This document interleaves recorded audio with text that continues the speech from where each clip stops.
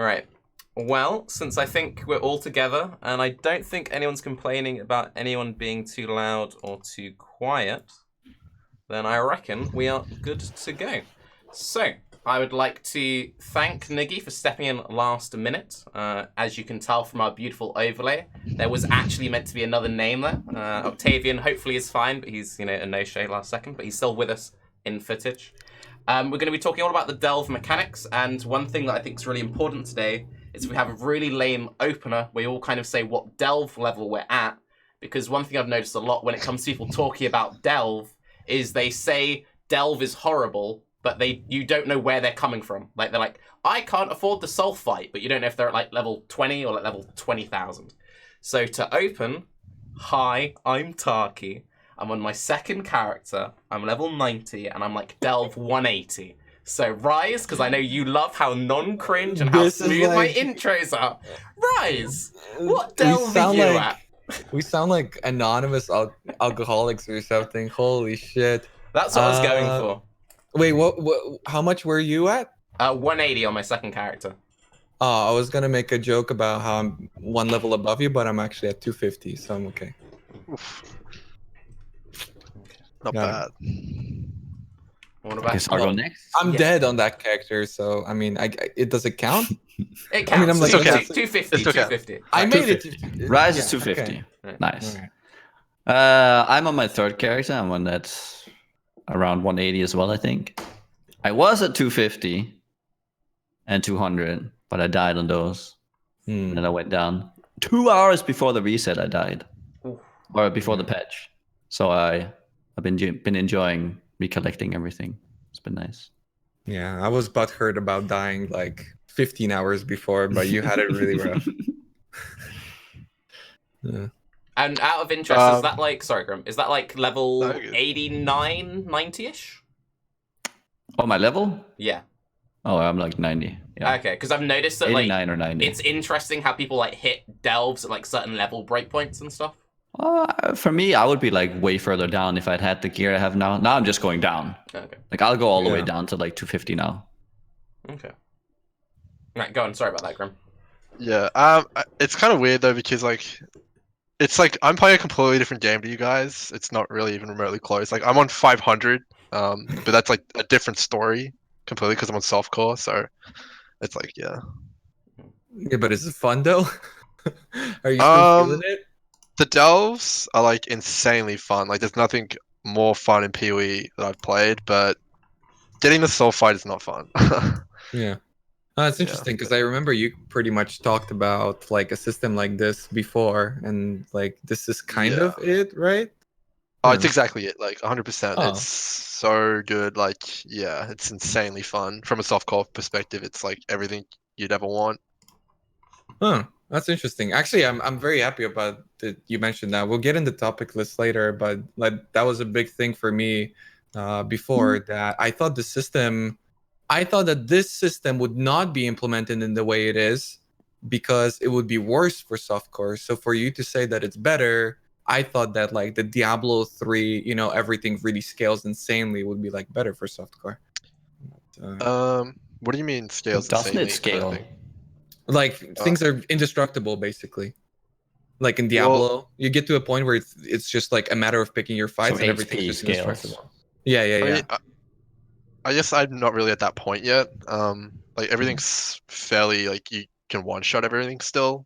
Yeah, but with it's the like build I'm playing. it's like a difference in design, no? Because I thought that's possibly what's going to happen, and that would be like the better solution for hardcore, which would be like the increased probability of dying, which is like pretty much what PoE is. And it seems like delves for the most part kind of scale like that, rather than you eventually reach a point where everything's too tanky and too much, and you just have to grind gear or something like that.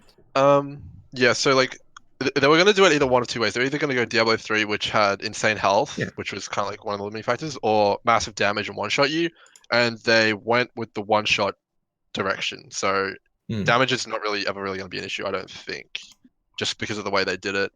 I can talk more about that and how it works later on if you want, but basically, even at depth like 500, I'm pretty sure that the mob's base HP is still the same as normal T16 mods. And it's just the modifiers get harder and harder and harder. as you go down and down and down. Wow. You don't think that they should have higher health?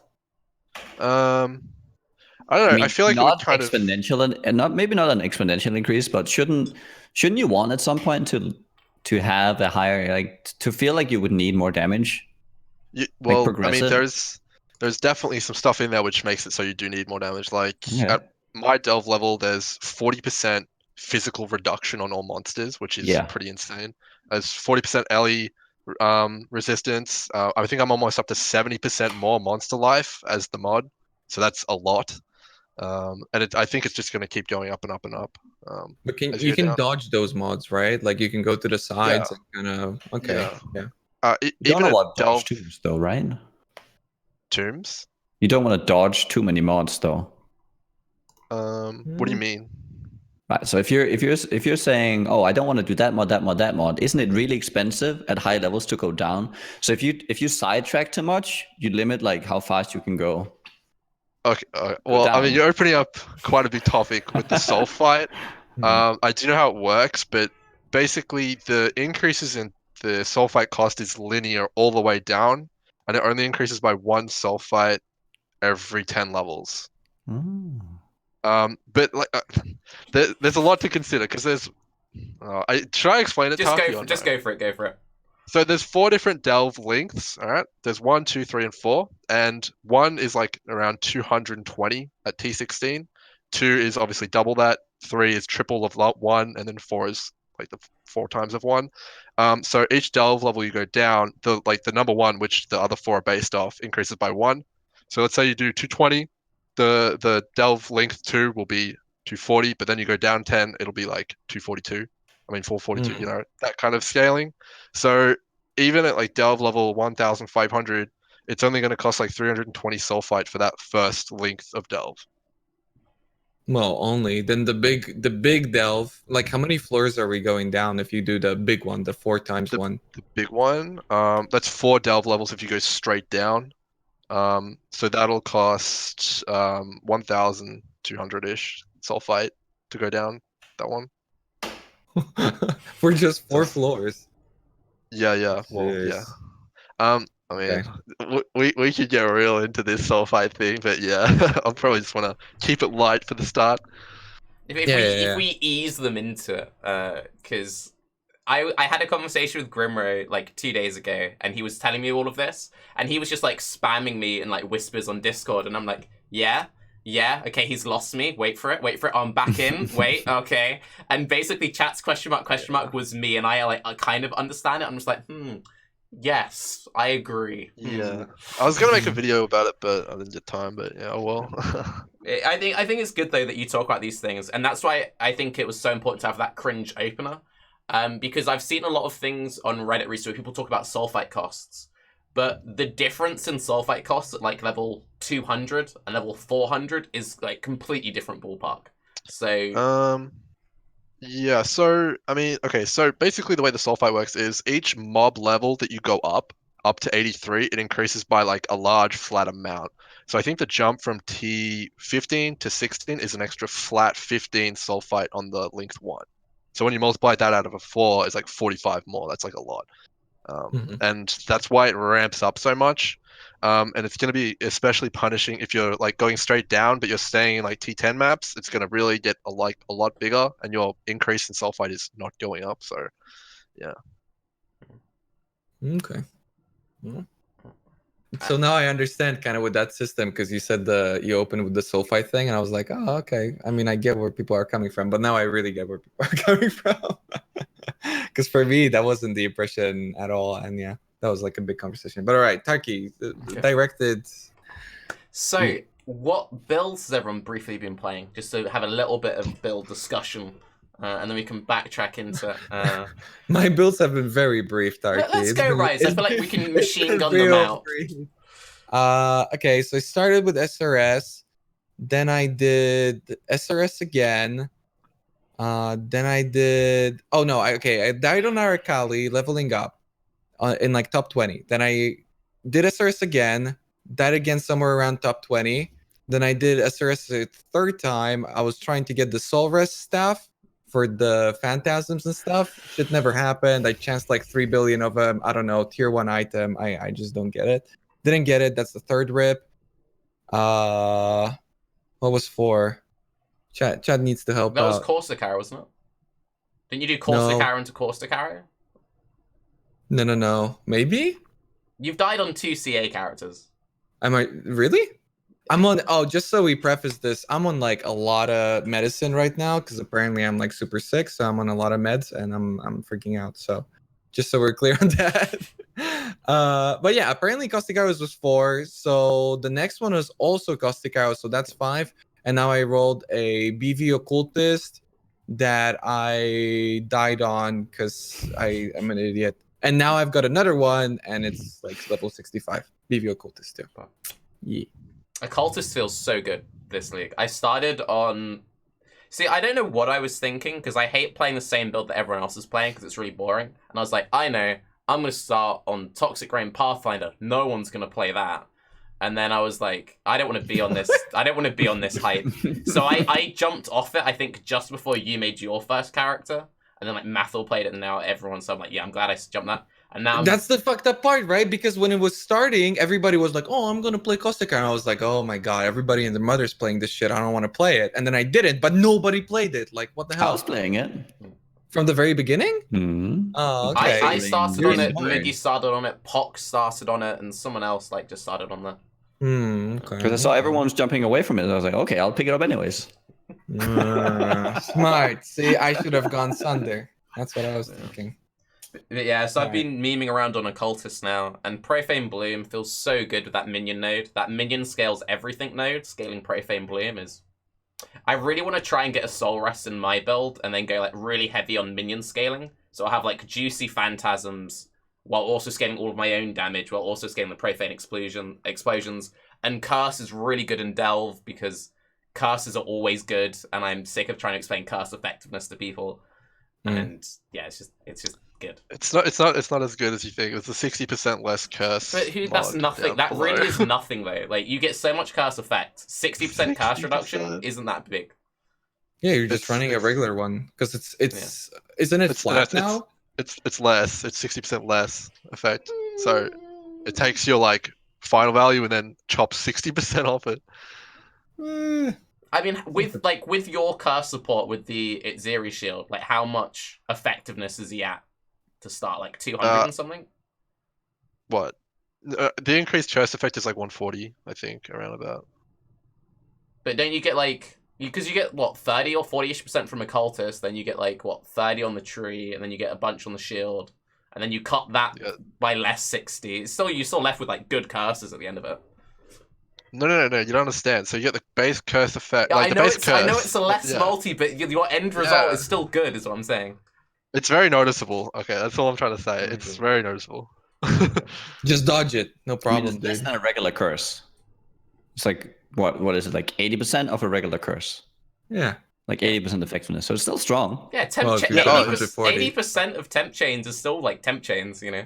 Yeah. Like I mean, like the way we were like doing it though is like you can make poisons infinite if you have enough curse effectiveness, and that makes it so poisons aren't infinite anymore. So that sucks. Oh, my infinite poison build is no longer an infinite poison build. I mean, come on, maybe. Unlucky, man. Yeah. Boy. Okay. So go on, what have you been up to, Mr. Degenerate Group Player? Oh, me. Well, everyone already knows what I play, but I'll talk about what I'm doing now. So we're using Zerfi's Heart with Permanent Soul Eater and Headhunter and Double Inspired Learning in the Delves, so you can like just like get all the buffs and just smash everything. So yeah, it's pretty good with Tornado Shot. Yeah. Just like one thing about the meta is it's not about damage; it's just about hitting everything on the screen before it gets to you. That's like the meta. So yeah. Okay. Well, I can see that. Isn't you're freezing everything too, right? Of course. So you don't really have a problem with the Wetas or anything like that, because that's like the general consensus. Because whatever build I pick, I'm like, oh wait, but I don't have a way to remove corpses, so the Weta things are just gonna blow me up. And then I'm like, well, maybe they don't scale that much. Let me ask like somebody else who's maybe at a deeper level. They're like, nah, I freeze everything, dude. Like I never see that. What are the Wetas? They're the ones that do the corpse explosion at the end. They do that little swirly and then they explode. No, They call oh, it you're out talking. and they- He's like, dog, He's no, I literally freeze like never everything. I seen don't this even know mechanic what it before. is. Yeah. Are you talking He's about? never seen it. Are you talking Oh about the my- blue orb guys that blow up in the Azurite? Holy shit, dude! This highlights a fucking problem with Path of Exile and like corpse removal and freezing and all this shattering shit. No way. No, it's like the Dude. little Weta things. You know the Weta pet? It's like a little Yeah, I fatter know the Weta pet. pet. Yeah. It's Yeah. like that, except at the end when you kill it, it's like volatile and a delay. So So, it like, if you- glows. It's called an unstable weather, and they glow a little There bit. you go. You I have kill them never and they seen it. wiggle and then they explode. Oh my god! Wait, it's Yeah. literally maybe. Have you seen my rip? I can show you a rip where it kills me. I've seen the Haunted Mansion one. That's it. No, that's that one's. Oh, shit. wait, is it the one where you walked in the door and just died? Yes. Yeah. That's the one. Oh, okay. Yeah, I've never seen that before in my life. Holy shit! See, but that's messed up, no? I mean, Because to that's be like But- the deadliest shit. They hit for Yeah. like they legitimately at 250 they were hitting me with no mitigation for like 4,000, a single one, and there's like hundreds of them. So The mushroom biome is the real danger, dude. That shit. Oh my god. There's like poison things on the floor, which just if you're not CI, just your life goes like that. You just die. well, thank God we've got mass curses, BV occultist, right? Yeah, true. Easy. Ez game. But But I've it's, like, always thought that's environmental. dumb though. Like the fact that there are so many mechanics. It's like if you destroy corpses, it's like what mechanic, you know? No. Yeah. But Yeah. you can't destroy the crystal orb guys. I don't know if you guys run into them. Or you have. You know the Well, Azurite you have guys to. at the end? Yeah. Yeah. They just blow up all over you. It's unlucky. Gotta get armored. I'm pretty sure it's like full physical stuff. Because Is like it? on my SRS, dude, I would never ever take any damage. I had like 20k armor. They would never deal any damage to me. And then I did the evasion guy, and I'm like, oh, this thing just hit me for 4,000. It's like I don't like it so much. Yeah. It's like but you can like dodge it, so that's cool. Yeah. Just Sure. do what I did, Rise. Get yourself an SSF Taste of Hate and easy mitigation. Damn, dude, Taste of Hate is like the best flask for this league. It's crazy. For I've this had a league. really bad. I No. know it's been shit in all the previous leagues. I've had like really bad RNG crafting gear on my CI occultist. I ran one volcano map, got a Taste of Hate, clicked a chest, got a Combs Heart card within like a second of each other. I was like, pretty good. I like Nice. this league now. I like this league. Why don't you get a Combs card from a what was it? Combs card from a void with 49% Yeah, that was- increased damage. that was Holy. Mm. This knows what's up. So, one thing that I think is a very interesting topic. What would you guys say is like a realistic expectation of launch content? Because I often assume a league, at this point I just accept it's going to be bugged. Right? Do you guys kind of feel the same like that? Like there'll be one thing like with flares, like there'll be one thing which is like it'll be bugged, it'll be fixed in like a week. Is that like good or is that bad or whatever? I'd say this league took me by surprise, to be honest. After Incursion, I was a little surprised that there were so many problems. I didn't run into too much stuff because I wasn't crashing as much, but there were like visual bugs, and I mean, there's still a lot of remaining bugs right now. I mean, as we're speaking, isn't Empyrean pushing with like an entire group Yeah. of people the solo In delve? solo. Yeah. So there's a lot of that sort of stuff, and like the Azurite and teleporting around, that's still also there. And the card, they said they fixed the card disappearing, but you're on the loading screen and the card is just gone, and you're just dying to the darkness. Like, do I log? What's up with this? So I've been surprised because in Incursion, I know people were crashing in Incursion, but I personally didn't crash once, and it was like a super nice league. So I think Incursion Incursion was crashes. very like bug free, I think. Yeah. The crashes were mostly due to builds, just shattering too many monsters that were clustered up in like one go. Like that's the only reason I crashed, because I was running BB Elementalist, right? And you'd like blow up an entire screen of monsters and my game crashed. yeah. I think one thing I'll say though that they've been kind of bad at, if there's like one thing to point out, because I think the league has been quite smooth, but there's like one thing I don't think they do very well in leagues in general, and that's whenever they try and add a league mechanic with like nets, flares, those kind of things, and they expect us to have I don't get how you can expect a player to think about his directional positioning of his character in terms of the flare throwing. I mean, that doesn't make any sense. So I think that kind of stuff is just they have like sometimes they have like a little bit of a different idea of how we play the game. I think, see, but I'm kind of on the same boat, as in it doesn't make sense in like the context of Path of Exile, but in a way I kind of enjoyed it because I mean, I would like I it feel to like work. once you get a hang of it, it worked. But like getting a hang of it was just so unintuitive that I mean, it kind of needed it to be changed in that way. So I think it was also one of those things of they often do things and they don't like tell you how it works exactly. So most people just assumed it'll be like it'll be where your mouse is. So when you're like first doing flares, like when Delve is completely new mechanic, it's already new to you, so it's already going to feel unfamiliar, the idea of having to like throw a light source to be able to scout the sides. And when people starting out, they didn't have the resistance, they weren't sure like when is good to go for fossils, when they're running in the wrong direction. And then on top of that, not knowing that it was directional and based on your like movement and stuff, it was just like God, as you're saying that, I can just imagine the one dude who's just like started off playing PoE and he's like, oh, delves, these are really cool, I've seen these in the trailer. He goes down with his freeze pulse fucking build and he's just stumbling around with the flares hitting walls. The freeze pulse isn't working, the flares are flying in every direction. Like, holy shit, that must be just an awful experience.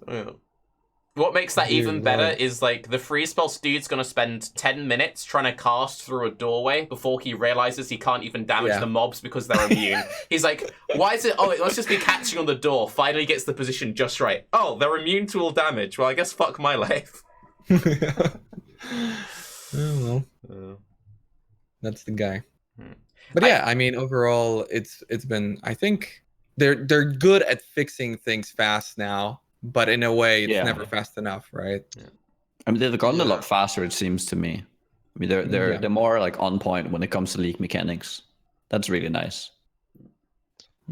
I think the one bug for me, and I'll let Grim go after this, which really disappointed me, was when you have the hidden side room. You spend ages going for it. You finally unlock it. You complete the event, and the chest doesn't spawn at the end. My first like 3 hidden big rooms, like you know the room which is like contains minion and aura items. The first 3 times I ran that room, nothing dropped. And I was just like, wow. Maybe I've had that every time. You sure it's not the loot filter, or like did you like check? I was checking all. I was like checking everything. There was also a bug which lasted for a really long time where, you know, like the Vol Temple stuff where it's like got the grid marked on the map. You run to the end of it, you kill all the mobs, you click the device, and the stairs don't open. I had that like 5 times in a row, and it's like still in. Yeah, I had twice today, so it's still in. Yeah. That was the main one which pissed me off. Like I can accept like flares being a bit janky. I can accept like teleporting carts. But when you have like a rare event, which is like I'm getting this one in like 100 rooms, and you're like, yeah, I'm really excited. I'm finally gonna get my bestiary item, and you're like, guess I'm not getting that item then. It's like, But go on, Grim. What are you gonna say? The temple rooms spawn a lot more the lower you go down. Like I'd say half of my, well, not half, like a quarter of my rooms are temple rooms now, like the chest rooms. Wow. So you get a lot of them.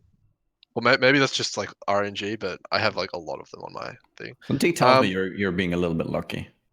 Possibly, yeah, we'll see. There's a lot of the bosses around as well. But yeah, I'd say the biggest disappointment is the way they tackled the group side of things. I know there's a lot of flame on Reddit. It's really, really poor, unfortunately, how it's like set up. And I can go into details. Knock out the group stuff now, so it's like out there and we get it. So go for it. Yeah, sure. I mean, like if the leader dies, everyone has to literally log out of the delve, or like all the other players. You can't actually leave, otherwise, like you're just trapped there. So you have to log. That's really, really bad. And the other thing is splitting Azurite is really terrible. It's not shared. Like you know that, Nugi. I saw that highlight. Yeah. This took all your Azurite, man. That's really problematic at lower delve levels. And the darkness resist is based off everyone's personal delves. So if you have a group of 6, you have to grind everyone's dark res, not just one person's, which is pretty lame. Whoa, that's crazy. What? Really? Yeah. Oh man. Yeah, that's really painful because then you really have to do it separately. But if you're playing with support, Yeah. I mean, in a way, I kind of like it now. Wow. Supports need to get punished for their Yeah, unethical plays. I guess the number one pain point is the soul fight. If you bring friends into your map, it will split the soul fight between everyone, even if they're at their cap. So you just lose tons of soul fight. It really, really Oh, Oh, sucks. that actually sucks. Yeah, wow. it's really bad. And it forces you into a really unfun strategy, which is soul fight rotors, where everyone has to solo and basically open a portal at a sulfite crystal, and one guy just portal hops to all of them constantly Yeah. to get all the sulfite so you can delve in.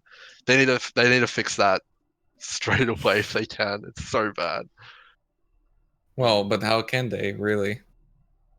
I think I mean, I know they can't change it now because it would kind of invalidate like a lot of what Empyrean and stuff is doing, but they need to add an upgrade which lets you scale the sulfite um, from maps, or if your party members are overcapped, their overcap resources go to the person who isn't capped. Yeah. Okay, Yeah. that's comfortable. I'd say that's way better. Could they? I don't know if you could ever do this in Path of Exile, but you know how in Diablo they had a lot of mechanics where it's like you can't give things to other people unless they were there when it dropped. Could they make it like you couldn't give soul fight to someone unless they'd already like been in the map for a certain amount of time? So it's kind of like you have to be at the map when it starts, and then you share it or whatever, and to try and stop people from just portaling in and out to pick up the soul fight or whatever. I don't know. I mean, like that'll stop people like rushing up and like doing the rotors, which I guess like that's like one thing if you want to do that, but it still doesn't fix the problem that you can't actually group and play maps if you want to delve like deep, which is unfortunate. I mean, you want to speed clear 16s, right? Do, and then you go. Yeah. Like as a group, instead of it splitting. Yeah. You should. I mean, like in my opinion, if you're playing as a group, like you should get more sulfite from that map, right? Like there's more people in there. Yeah. That counters the sulfite rotors kind of a little bit. Because yeah, it's just not fun. Like I mean, if you guys have watched Imperium, all he's doing is he's buying tons of red maps, and he's just like all of his party members open them up. He runs to the sulfite crystal and just drops it and doesn't kill anything. He just runs to the crystal. Can I Like just say that's like one thing? Sorry, I need to call out some dude in chat. So one of the big bugs that currently is with the whole like group solo ladder, people are saying you need to stop the people from ruining the solo ladder. Just doing delve in a group is what breaks the solo ladder. So it's not like Empyrean is exploiting; he's just playing the game. If you want him to like not affect solo ladder or anything, that means that no one can ever play groups in Trade League because that will impact. It's not their fault the ladder doesn't work. That's a fair assessment, am I right? I don't get people who are like annoyed about that. Like it's not someone's fault they decide to like play in a group and their support ends up at the top of solo ladder. Like I mean, yeah, but they're aware of the situation, right? But then like, does that mean they just can don't stop. play? Like yeah, I mean, yeah. so are you okay? No, fuck off. So you're saying for the sake of the solo ladder, no one should play group? No. That's not necessarily the case. It's just that they've been setting up for this for like over a week ugly now for the big push. They've been grinding, and now they've been like, they probably all take time off for the weekend and they want to push. And then it's like, nope, you can't do it. You got to do something No. this weekend. That's for sure. That's for sure. It's just that people are playing. It's not that. It's just that people are acting like there's kind of nothing going on for this, but there's stuff going on. Like they're actually doing this, right? And then also Empyrean. I mean, this is like a theoretical situation that you brought up, Nugi, where they're supposed to be pushing, but really they can do it whenever. I'm not saying it's their fault or anything like that, but in the end of the day, I think they're just going to reverse it, right? Anyway, like they're just going to take it away. I don't think they're even going to care about that. You think GGG won't reverse the solo What ladder you need thing? to remember is GGG didn't even want to do a solo ladder in Trade League. They explicitly said, because one of the main reasons they did it is we even said on Baeclast we wanted multiple different ladders. People on Reddit said we want multiple different ladders. And they said they didn't want to do it because it would be instantly invalid because you could do stuff with groups to feed it to certain people. They never wanted to have the system in, so they added the system last minute to like appease people, and the system is scuffed because, of course, it's scuffed. It's a last-minute change by GGG. Whenever they do a last-minute change to fix a league, nets, flares, whatever, they break it. So without completely wiping the entire ladder clear, which would invalidate anyone who's solo pushed now, there's not really anything they can do. And go on, Grim. I mean, it wouldn't invalidate them because they still have their mine at a certain point. They can just do one delve and be, get their position. Yeah. But I mean, the solo ladder was never going to work anyway with the way the game works now because you can just feed the guy soul fight. Like the bottleneck is not difficulty, at least right now. It's just how much soul fight do you have. Like, yeah. Which is but that's like the flaw of the system, right? Where it shouldn't be. Yeah. The solo ladder could still work, in my opinion, if it's built around the one guy who's actually doing something while also trading and maybe participating in groups, because that's what it is in D3. And I feel like over there it actually works. Where people group up and people reap the benefits of being in a group, but then they actually need their build to function when they're in the solo ladder, and they need to play by themselves. And then it really works, right? Well, now, this doesn't work because of the soul fight thing, where unless you're playing in a 6-man group, you will never be able to push that.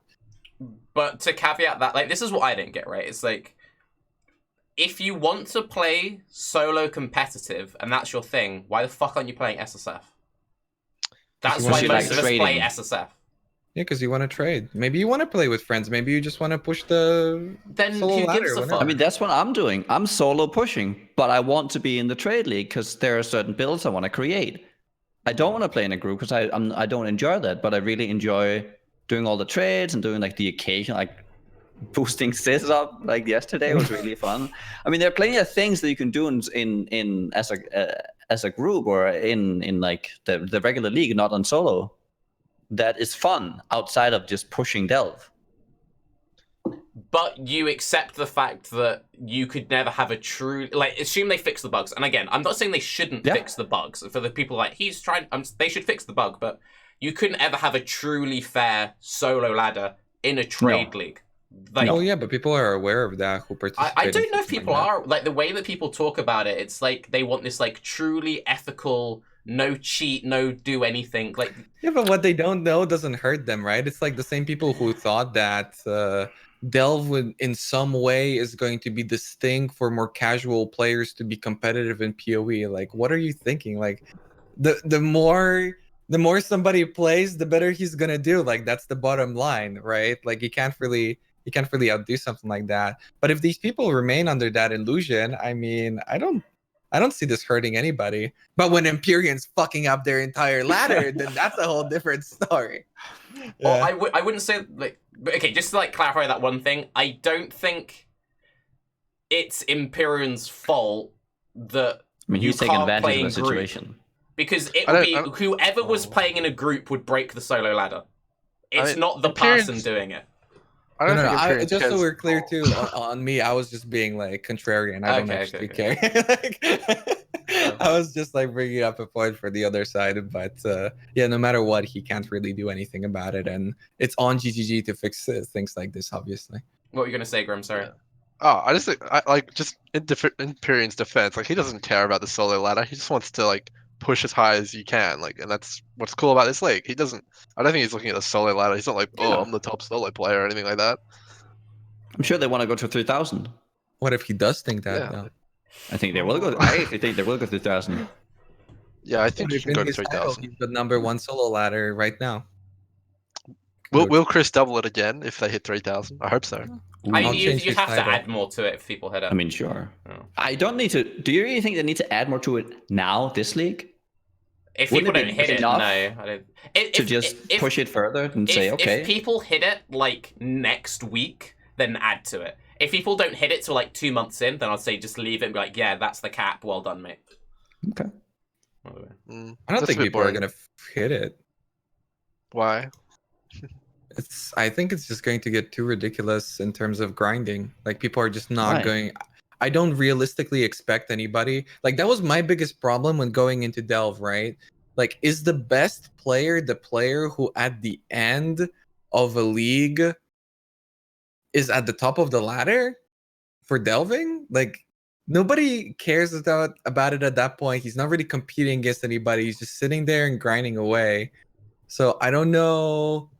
Like, do we consider that person to be a winner? Like when somebody hits 100, and that's such a clear goal that, hey, this guy hit 100, like Crying hit 100 in HCSSF, or Havok hit 100 in softcore, and it's like, oh, these people have won this ladder. But when it comes to delving, it's like, well, has he really won if somebody else was the first one to get to 1000 and then they stopped playing because they didn't care anymore about competition, but this other guy took 3 months to get there and now he's beaten him and he's the number one guy? Like, who's really the winner in this situation?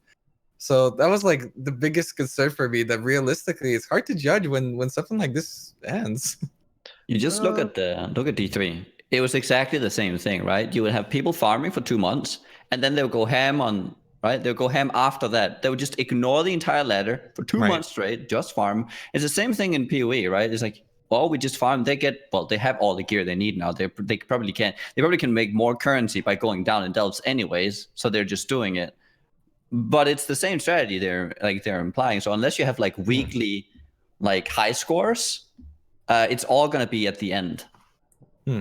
Yeah, but PoE is not like D3. Nobody gives a fuck at the end, right? Like, obviously, people give a fuck. Yeah, people, like the people in chat screaming for bans and all this shit. That's the thing. This is the thing which always fucking annoys me about PoE, right? Is it's so Grim, just like, so when I said, oh, I'm bringing Grim on because Grim is the person I know personally who's pushed the deepest, people are like, oh, you can't bring him on, he talks from the 1%, I hate it, he knows what he's talking about. And you get these guys who, like, the second they see anyone who's like better than them or like remotely like competitive, they're like, but they're the same people like, you've got to ban him, he's ruining the ladder. Not for me, because I don't care about ladder, but he's still ruining it. Ban him! Ban him! It's like, yeah, well. Well, it would be, I think a lot of people have the idea also that he's like actively doing something to do this, because there were people in my chat that were like, he's abusing something, he's like actively trying to do. I think they're just playing the game, right? And it's just popping off. There's no, like, if...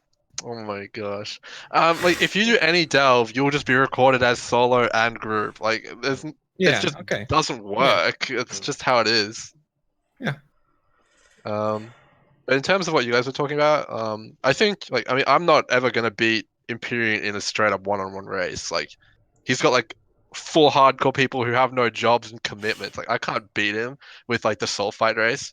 I think, like, I mean, props to them, they're doing really well. But like, if I'm ever gonna like even come close, it's going to be over 3 months. So I still, like, it matters to me, like, if I can like try and beat him. So I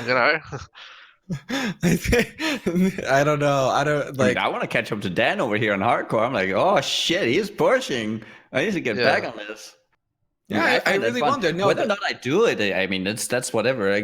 But I would enjoy it if I could catch up. Yeah, but that's the thing, right? That general mentality. I really like that. I would love that, honestly. I just don't think that's the mentality in PoE right now, where at the end of the league, like, nobody cares about their currency, nobody cares about their characters, just kind of done, and everybody's just waiting for the next league. But for delving, that's like the most exciting time. So if that would transition well, I would really enjoy that if people would stick around just because they have this like extra inch to push and get a 1-up over somebody else. I think that would be really cool, for sure. I think this league is going to be like really important for PoE. Like, it's like completely changed the game, like in so many ways, like more than one. Like, I mean, like Empyrean, like he people like him and me and like other people, like they would just quit like after like 3 weeks because there's nothing left to do. But now it's like I've got like, we've got competition, like we can go and like verse each other, like that's really cool. And then on top of that, you got stuff like you can power level characters now, like in 30 minutes. Like, it's insane. Can I just say, and I like shed a tear. You know the meme of like the native Indian who cries when he sees the one like can of soda on the floor in the forest? I shed that tear when I saw someone power leveling a character. Because when we had Chris Wilson on Baeclast, the one thing he said he never wanted Path of Exile to become was like in Diablo, when you can power level like a character to cap in like 20 minutes because it completely invalidates everything. And I just instantly remembered him saying that. I was just like, I'm sorry, but Chris. you guys got to clarify this a little bit, because I've heard about the Nugi's thing, but I haven't actually seen it. And the only source that I had was from chat, which is, general Path of Exile community, whatever members, right? And I would hear things like, yeah, dude, he leveled him from 1 to 60 in like 50 in like 5 hours. It's fucking crazy broken. And I'm just like, wait, they didn't do any of the story and it's 5 hours, 60 levels? Like you can do this by yourself very easily. This is actually slow. And then some people say that, yeah, it's 30 minutes. So how much really is it? Like, can you really level a character in 30 we minutes? spent like probably like actually delving, we probably spent 1.5 getting him to 61. And my character was really like scuffed. It was like I had a 3-link, 1-socket Quill Rain, like some Tabulao with non-leveled, non-quality gems and stuff like that, right? I was setting it up as he asked me. I was like, okay, let's just try this. As we went in, I think once you get like all the big movement speed and everything, you get the full like screen explosion, everything dies. You have big cards with like big radius, so everything is like lit up, so you can kill everything all the time. You're essentially going the perfect progression through always being at the perfect XP to gain max. And you can map out, say, the good nodes that you want to go to with the most amount of XP all the way down. So yeah, 30 minutes, 1 to 60, and you're done. You're 60. Then the guy will then go back, gear up, rush through the content. 1 hour, 30 minutes. You're good to go. 2 hours. Oh well, I mean, not really.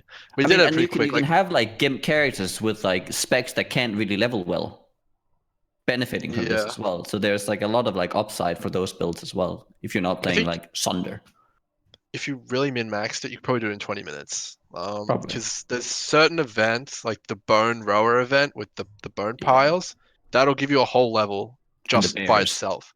And the bears is insane. Just to give like a bit of a comparison, like with the headhunter and the Zerfies, like you move so fast and give your ally all the auras, they move so fast, you literally just sprint through it. And you just get like 5,000 soul fight and you just turbo. So yeah, it's really quick. And yeah, I don't know if anyone remembers, but back in the day, Ziz had this strat where he would do Uberlab without doing Kitava and get free resists. Mhm. That could be a really big problem for Delve, because if I can power level my support to 90 in Delves, and he doesn't even have to do Act 5 or 10, doesn't he just get like free like 60 or something percent res? He does. You sacrifice 2 skill points though. I mean, you can keep bringing them all the way down through 83. Like you can just keep going. You can just keep all the way. You can power them to like 90, 95 in like no time. Yeah, I mean, I did Even only... 100. It's probably gonna be done in like an afternoon. Honestly, it could actually be done in like an afternoon, if people set it up right. Like no joke. Okay. 100. Yeah, for me, I did the solo delving thing. Like I just did quarry and delves, and I did it till like 93, and it was no problem, just by myself. And so you don't even have to get into maps or anything like that. You don't have to kill Kitava. Is that something we like? If care quarry about? is the best way of farming. If this went core and that was still a thing, is that something that we're like, who cares, or The power leveling or Yeah. the resistance? the power level thing? I mean, I think it's good personally, because I mean, you get to like try more builds faster, right? See, I think it's one of those things where, like, from a softcore point of view, I'd agree with you. I think from hardcore trade league anyway, I think it kind of invalidates quite a lot of it when it's just like, right, I've got another one. You know, if you can just like get another character straight up to like 90, 95 in a couple of hours, then it's kind of It's all about the gear, though. The gear's always been the big thing. So I mean, levels. Honestly, as much of a try-hard SSF guy I am, I really like it, honestly, because I always see these people who are constantly complaining about I don't want to level another character, I don't want to level an alt, the story's boring, blah blah blah blah blah, and they just don't play anymore. And realistically, they could level really fast if they just put in a little bit of effort, understand the game, the leveling, whatnot. I mean, getting to maps in whatever 6, 8, 10 hours even, I think that's pretty reasonable for just about any character, right? And even if this were to give them the illusion that they're doing something faster, or if it would just be enjoyable because they're playing with friends to like a better capacity, yeah, I think it works. I mean, it accomplishes what it needs to accomplish, and those people will stick around. And whether or not, others might be upset about it, I don't know. As long as those people are still playing the game, I kind of like it. I agree and I disagree. And also this, like, a guy says something very interesting in chat. He says this is kind of caused by the whole account bound thing. And this is like, I want to get into the whole character versus account bound thing, because I think that's a massive thing we really don't want to do. But I think one thing which is important, because you have to compare this to Diablo. When Diablo 3, when they released Adventure Mode, everyone was like, finally, I was so sick of campaign. But it got to the point now that if you're the one guy who still regularly plays Diablo, and you decide to level through campaign because you want to, it's so incredibly inefficient, it just feels bad. And people always say, oh, but just do what's fun, don't care about efficiency. If you know you're doing something extremely inefficient, that feels bad. And I think that if this went core, and the new thing was if you're in a trade league, if you have access, you always just power level a character an hour or two, I think that would long term be incredibly negative for the game. Because whenever you weren't doing that, you would just feel awful. Well, there's two things to what you said. One, they can strike a balance where the people who know what the fuck they're doing when they're leveling by themselves are still ahead or about even. And the second point I forgot, and I'll remember in a second. Somebody else go. I think Raiz is pretty much on point here, I gotta say, because I don't think it's a big problem.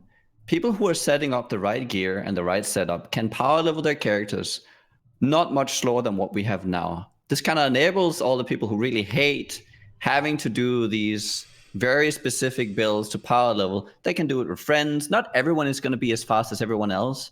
And at the end of the day, it's not that much faster. It really isn't. And you're still, PoE there's enough variety in how you go. The problem with D3 is that everything becomes the same game mode. In PoE, okay, so now we're delving, we're setting up that, we're XPing. Okay, now we need to like speed through the story progression. So you still have to have that speedy guy doing that, and you still have to go to your labs. You still have all these other intricacies that PoE offers. It's not just gonna be adventure mode where everything else PoE disappears and you get all the lab points, you get all the skill points, you get everything through your adventure mode. No, you still have to do everything that PoE is about. I think that's kind of core. What would you say about the point of view? Because I feel like once you allow one thing, everyone will then move to the next. I think it starts a very big slippery slope argument. And considering how much GGG caves to Reddit, and we can't pretend that they don't. They very often cave to Reddit for things.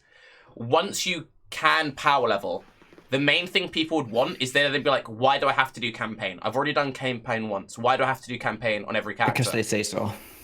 Right, but it's like the whole trial thing. Because it's all of these systems, it's so arbitrary whether you have to do it on one character or all characters.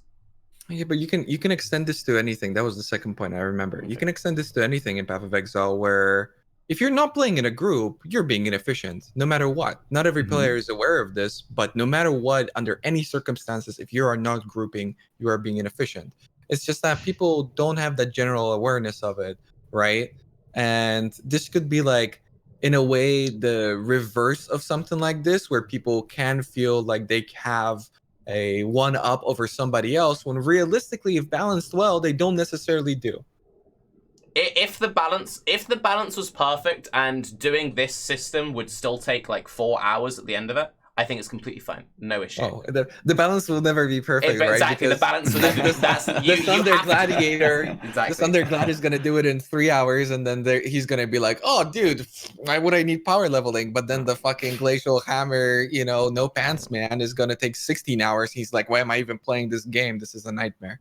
And you also need to remember, like, Path of Exile, it just keeps getting faster. So what seems like a reasonable amount of time now, in a year, will be like half this time of that. But also another thing which someone mentioned in chat is interesting is, like, realistically, how many builds do people play? Because if we're saying, like, the average dude plays for, like, a month and then quits, goes on something else, he plays maybe, like, 3, 4, 5 builds. If you suddenly go from playing your 5 builds, takes the amount of time it takes someone playing inefficiently would take them to do, like, 1 build with this skipping system. Because for a lot of people do level very slowly, and for a lot of people, leveling is, like, doing it in 10 hours seems like insane to them. I remember I was chatting to Wolfia about that, and Wolfia is someone who's like constantly re-rolling meme builds, doing all sorts of stuff. And the idea of him like capping out a character in like 8 hours is like absurd. So if you then have someone like that who can then suddenly do it in like 3 hours, then you burn your 3 months of content right down, and we're already having an issue with like player retention. A big goal of Delve, GG said this themselves, was to fix player retention. So anything that you do to shorten the amount of time that people take to play their characters seems to go against the core issue of player retention. If it's not fun. I think funness is the big point of all of this. Yeah. If it's fun, then it could be a core thing, even if it's not necessarily balanced. Right? The soul fight, for instance, works into this perfectly, where it feels like a necessity to keep that player retention up, but at the same time, shit ain't really fun. You know, running query for 30 minutes to get 5k soul fight, whatever, depending on your build, it just ain't fun. I mean, maybe at times, but generally, for most, not really. Yeah, I think just on the builds discussion, I think for your average newer player and all that kind of stuff, like the delves are gonna be a really big reason for them to continue to make characters, because they're like, oh, I got to this level. Maybe if I just reinvest some of my currency and like try a different build, I can get even deeper. So yeah, I think it's actually kind of like counterbalanced by the new mechanic a little bit. And yes, I do love Quarry, but that's just me. I think most people hate it. I only hate it if it actually has an effect on the servers. I don't know if it does. Oh, I haven't heard about this. What's this thing? What thing? The affecting the servers. What's this mean? I mean, people creating instances over and over and over and over and over again, right? Yeah, but it was the same in Incursion, no? Didn't hear Probably. anything about that. Yeah, I don't know. Hmm. I just know the servers are poop right now. I need to throw blame somewhere. I do remember GGG saying that a big reason why they wanted to kill the Temple Lab thing was making loads of extra servers. So I guess it would make sense that if everyone suddenly starts spam creating new servers, especially with how quick you complete a quarry, that's so quick. Yeah. Isn't Quarry like the one thing that I haven't actually looked into it, but I was leveling a character today, you know, and I was in like a level 30 zone, and I was getting 30 soul fight per instance. And Quarry is a level 60 zone, and I'm getting 30 soul fight on average. So it's almost as if, I haven't looked if the other zones actually give more, if it's like a cap per map. But it's almost as if they took a look at it and they're like, well, we know that we can't fix the quarry, so it's going to give less soul fight to balance out the fact that people can just farm it. Or They it's can fix the intentional. quarry. They can fix the quarry. They just throw around the spawn points. I mean, so it can spawn like at the entrance of where you go in, and at the top. I mean, all of a sudden you have to run the fucking entire thing to find. I mean, I would be surprised if they wouldn't. Yeah, but that brings another spin to it, right? That if it's intentional, they keep it. Yeah, I think so. Yeah. I think. So I mean, I'll go on, Grim. I want to just say I think the quarry is really good for entry level players because it gives them really easy access to delves. Like a lot of my like not hardcore friends are just like they have so much fun. They're like, oh, I can do a few quarries and then do some delves, where that would normally be like more difficult for them. So I don't necessarily think quarry is It's a bad. massive difference. I think. Yeah. Like I was doing the whole quarry thing. Like I didn't enter maps till like 92 or something. Then I did a couple maps and I was like 93 maybe, but I didn't do any of it. But then when I was doing those maps, I mean, holy shit, that sucked. I never got to do delve like ever. To get 5k soul fight took me, I think, like 3 hours of mapping versus 18 minutes of quarry. Like it was a nightmare. I mean, a tier 10 map gives around 100 to 120 soul fights solo, so that's 50 maps. How long does a map take you? Maybe 3 minutes, like 50 times 3? Yeah, that's 3 hours. I mean, right depends there. on the player and depends what you're doing, right? Like, for instance, in my case, the reason why this took so long also was because, well, obviously SSF, so let's cut the time a little bit, take that into consideration. But I was building up my Atlas, you know, I was doing all this stuff, preparing up my characters for further delves, and that really extends it. And, you know, I'll generally clear map pretty all right, but like if you were to take the average player who does take anywhere between 5 to 10 minutes, I would say, per map, I mean, you don't really get to delve a whole lot, and this is like the main thing of the game. And delves are fun too. You want to be delving. I think for at the very high end, you get a lot of sulfite. Like you can cap the sulfite 5k really quickly at T16 because you get around 270 from a T16 map from one node, and you get multiple. It's the main sulfite issue is in the middle around yellow maps. I think like it's just like ridiculous. Yeah, but that's where so the I- majority of the player base is. Ex- And that's where the exactly, majority yeah. of the player base But is. isn't it ridiculous if you try and go deep? It's if you keep the actual level around the same. I mean, there might be a bit of a mismatch, but isn't it fairly easy to just keep delving every now and then, as long as you It's keep the complete- same tier? Yeah. If you complete the same tier, like T10 level delves and T10 maps, you'll get one sulfite node equals one delve. That's basically how much it is. Yeah. Unless you're doing like a long length delve. It's a really awkward one. So I've mostly been bouncing between like tier 11 and 13 maps on my character because the quarry I can do it for like half an hour, but I find it a bit boring. And A bit? very fucking. The only reason I don't find it too bad is because I'm SSF. I like it in the fact that I can also do it to get essences and frags. So that makes it kind of like redeemable. So if I'm doing my lap like every 5, I see, oh, there's a Vol Cider, I'll do that. I'll get some more frags because I'm rolling frags on all my tier 13 maps. So I'm trying to like build up my Atlas because SSF, by the way. So for that, it's like bearable-ish. And at the level I'm Also, at, we're streaming, right? yeah, because So you can that's just the big thing. chill You can just and- chill, talk to chat, listen to music. That makes Yeah. like mindless stuff so much easier.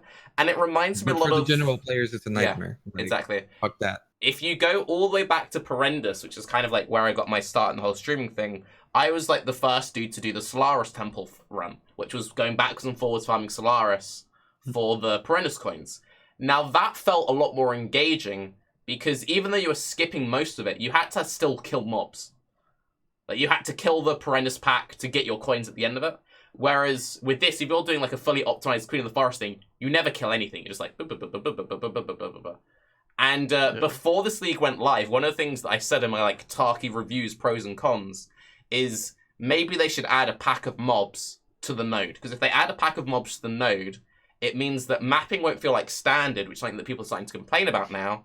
And it would mean that quarry farming could be left completely alone, but it'd be slightly more interesting for people because they'd have to kill stuff. Maybe they get some items drop every now and again. I don't know. What do you think about that? Just add like a blue pack? I don't think that it we would need- have to be I don't- something more. I don't actually have any problem with the maps. Like the league is fine for me. I don't feel like it's too bland, like the maps or anything. I just wish I could delve more. You I can just go back up again instead of going so deep. I mean, that's the point. I but, like- I get in like the really high ones, you would rather have the delve be the struggle and not the sulfite, and have like a more of an even. I mean, you pay entry to get into your high level delve, and that's like as long as you're on the T16 side, which returns you as much currency as any other level would do, all the way down. I mean, that would be sort of fine, I think. I think okay. So there's one problem with giving people more sulfite, and that is that the rewards are way too good in Yeah. the delves, and they don't stop getting better ever. It just gets better and better. But I don't even think when that's you the go- only When problem. you go really deep as well, this keeps getting better. Okay, the lower you go, the more chests you get at every node. Oh, okay. Like at the level I am at, I don't know about Empyrean. That guy's nuts. He's probably getting like 20 chests, but I'm getting 9 currency chests per node. Wow. And like Wow. it's like 25C per like opening, and you get like What? exalts, divines, and alls. It's like really silly. Yeah, so it's like tons. What's this complaining about? I don't get it. See this, but this is moly. exactly the thing though. This is why I think it's so important. Whenever people give any feedback on Delve, is they say what Delve they're at. When I was setting up the pre-show for this episode, I had a few people in chat just like, the real problem with Delve is it isn't rewarding, and I'm like, what fucking planet are you on? Like where the Yeah, and it's you get these so guys dumb. now who are like they're completely bored of mapping, so they want to only Delve, which would be fine if Delve wasn't so lucrative. Like, you can't have this system where you have this really rewarding alternative, and you can only be in that. Because if you can only be in that and it goes core, which it fucking should do because it's a really cool system, you just break the rest of PoE, like, completely. And just so we're clear, it's not that these people don't need to be listened to, right? Because if somebody is level 50 and delves feel like shit. And in my opinion, for leveling, delves are absolute dog shit. Like those people need to be listened to. But yeah, it's It needs to be in the context currency of where packs it's when at. you get those are nice. Yeah. I think, yeah, I mean, what people are saying in chat is totally true. Like, people skip it all the way up to 60, and then it feels even more trash when you have no upgrades. That's like, oh my god. Just to go back on the currency thing though, we all know the abyss rooms, like the chest rooms. Those they give so many T16 maps. I opened one map chest, and it gave me 3 Guardian maps. So it's completely ridiculous. You can get like 2 per room. So it's just so dumb. You can't make them more accessible.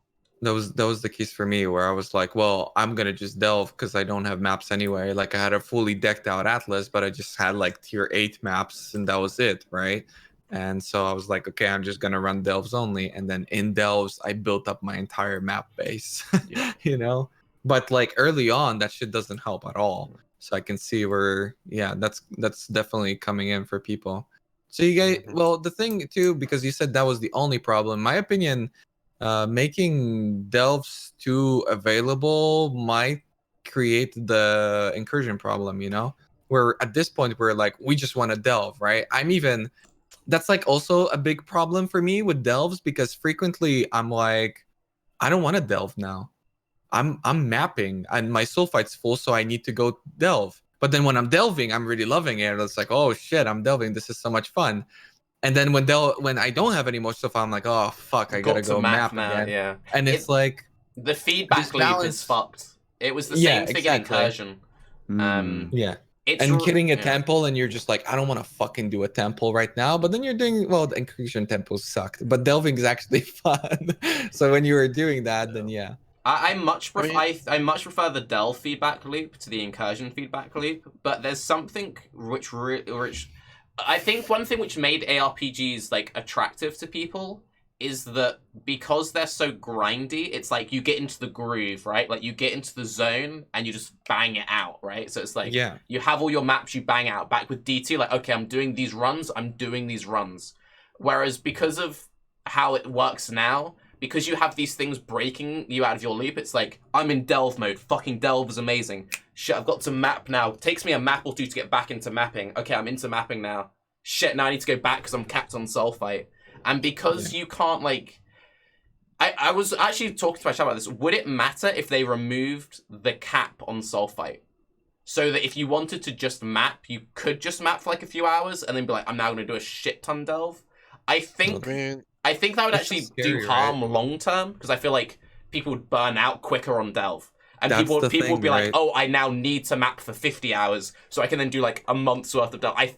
It's really difficult, like making things which feel good and then making things which prevent long-term burnout problems. It's like the Blizzard shit, right? Where it's like you think you do, but you don't. Yeah. Where everybody's like, oh my god, I just want to delve right now, but you know, everybody wanted to incursion, and then a week in, everybody's just kind of like, okay, I mean, this is fine. Temple, kill me, yeah. I mean, would it be okay? So you're saying remove the cap, but you would still have to pay the Azerite cost, right? Oh yeah, you still have to pay. So it's like, imagine if they could make really ridiculous Azerite costs to going above a certain cap. So it's like you can earn that right eventually. I mean, and then you can get that play style. I mean, I wouldn't be too.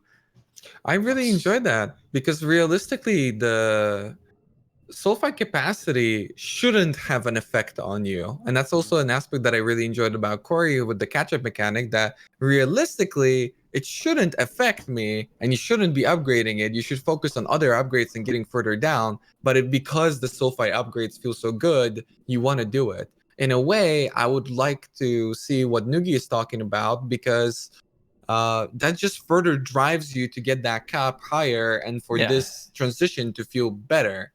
And you'll find your sweet spot eventually, where it's like, this will give me so many hours of doing this, and I'm okay with that, and then I can do something else. And I don't feel like I'm capping out or anything. I don't. I mean, personally, I don't want them to increase the cap because what that would mean for me is I'm doing twice as many maps for twice as long as delves. That means like if I have to map for like an hour to get my soul fight, suddenly that's 2 hours, and that feels even worse. But why do you have to do that? That's just it's how your Efficiency? brain works. No, but it's not. It doesn't. If you're transitioning from delving to the other thing within like this, it doesn't increase efficiency.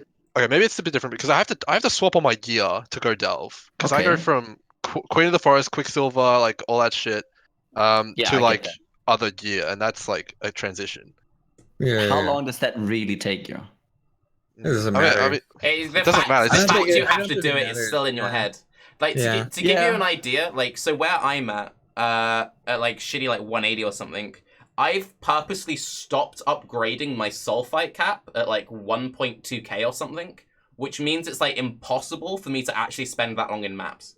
So I've just been like spam upgrading darkness res, even though I'm like over capped with darkness res for the next like I could go like 50 deeper without running to upgrade it again. And the thing which is kind of nice about that is, and this also is because I don't have many red maps in SSF right now, it's like I run like 5 maps, I then cap out and I have to go into Delve. So I'm very frequently jumping between the two. It's not that efficient, but the feedback loop is nice because I can't get too used to one. So kind of like how what Raiz was saying where it's like, oh, I'm in Delve mode now. It's like I run like 5 maps, I do like 3 or 4 delves. I run like 5 maps. And it kind of works when you're talking to chat and whatever, but if you crazy push it, the feedback loop is really difficult. And I'm also apparently incursion is going core in December. It's like how the fuck do you like do one map, do a temple, do an incursion, do a delve, do a it's like what were you gonna say? Around while doing masters, Yeah. while running an abyss zone, while creating a breach. Yeah. I think incursion shouldn't do core. I think that delve should do core in its place.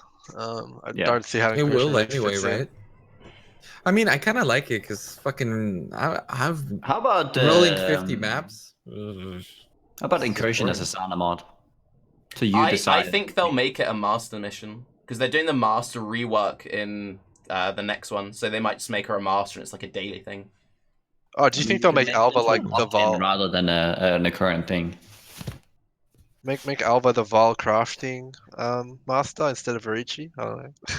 I like that, honestly. I think that's cool. It's except the tempo would be like a reaver thing because you can't really fuck around with how many incursions you're doing.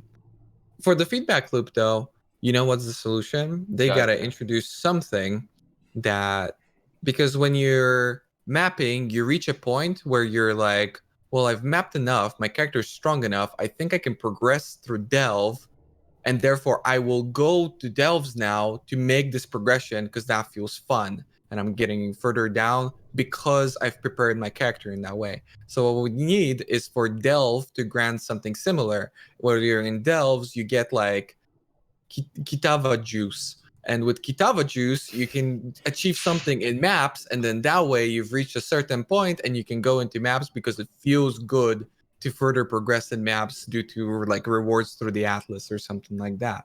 And I think that would get rid of it kind of, but also Kitava juice is probably not a great currency. Oh my god. I'd buy it. Yeah, I'd buy it. You look the type, Nugi. Okay. I don't know what that means, but okay. I feel like that would kind of fix it to a certain extent, but it's a lot of effort, so I don't know. The thing with all of these systems, because there's a couple people chat just like they bitch that we were only ever doing maps. Now we finally have an option. They're bitching again. It's about it's about finding the sweet spot. And I'll say like it's one of those things where one of the things that I used to complain about is I didn't like running the same map over and over again. I wanted more variety in tile sets. And that's one thing I like a lot about Delve is the different biomes. They all look kind of similar, but like there's variety. That was one thing I hated about Incursion. I hate having the same tile set. The same tile set drives me fucking mental. Just wait. I know. When you get lower down, you're gonna dodge the hell out of certain biomes and only go for like one. I can imagine. Also, I'm curious about your guys on the whole biome thing. I made a video about it before Delve went live. People agreed. I made a video after Delve went live and I got memed on hard. It's too fucking bright. It's owie on the eyes. The ice zone, when you get the blue crystals and it pops just right, and you're like, it's It feels so good. Oh, it doesn't. It really doesn't. I like it too. You're like you're down there. It's all so dark, and finally, it's like everything just shines bright. You're in heaven. It's like, Yeah. And then you get hit by the blue on top of blue, by the blue mob inside of the blueness, and you're just like, which blue thing hit Man. me? Yeah, like play that in a 6-man party where you can't see anything. It's sick. It's so bad.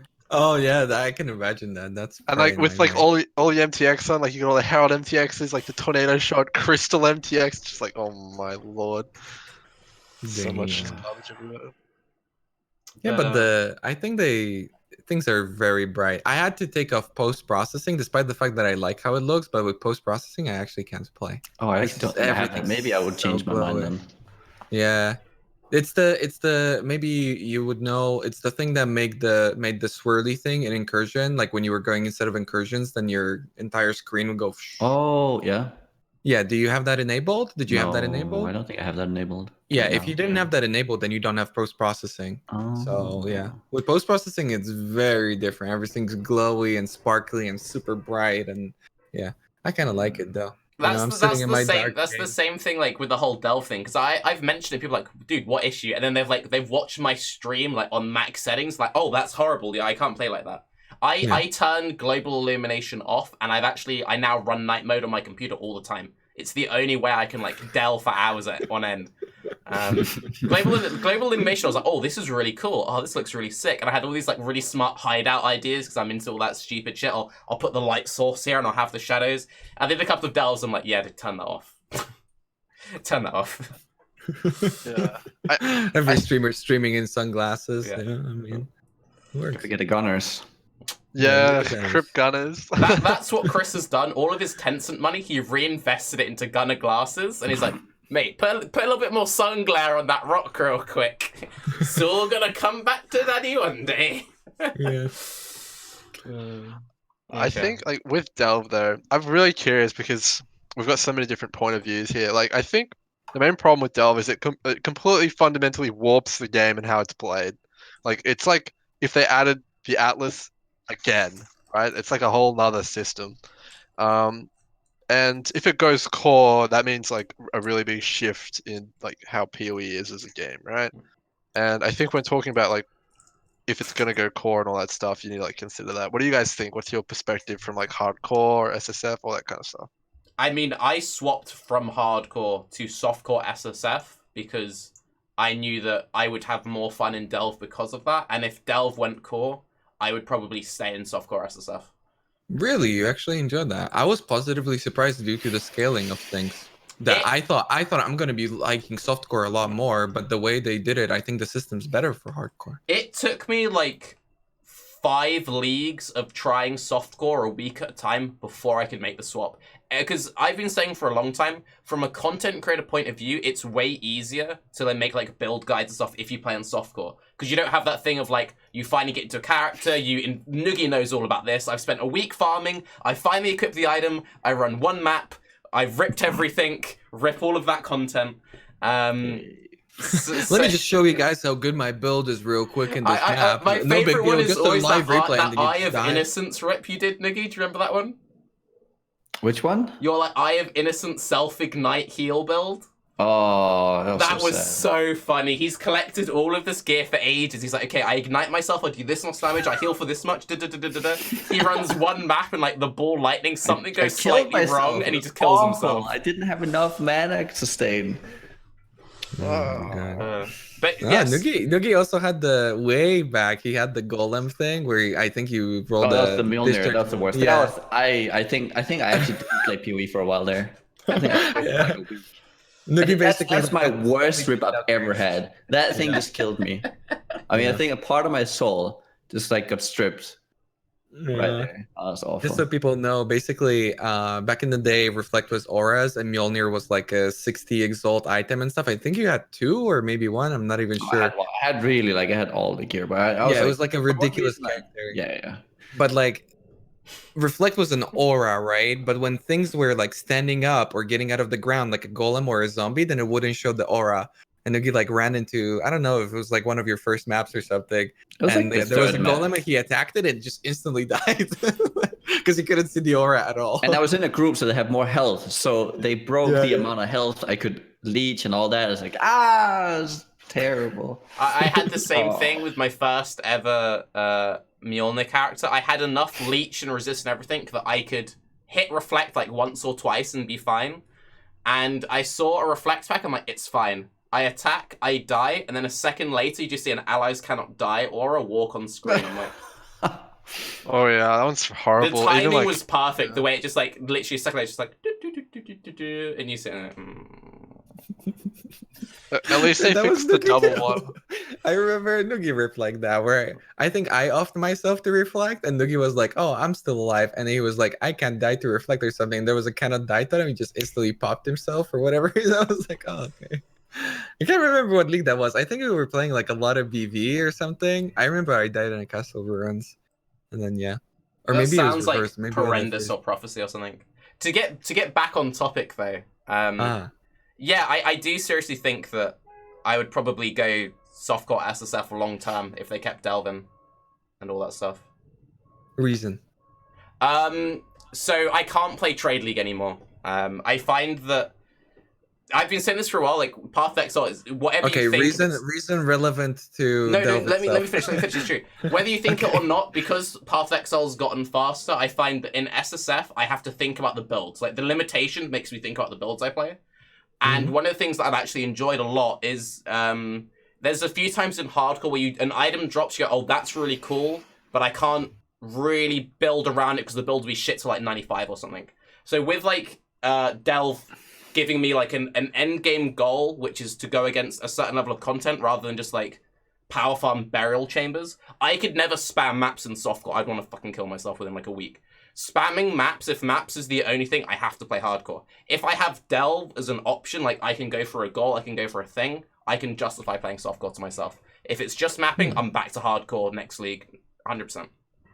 Man, like I don't know how you guys do it, like Nugi and Raiz. Like how can you like get your mind up to like 220, 260 or whatever, grind all that soul fight and then die and like, oh, let's go again, boys, more soul fight. Oh.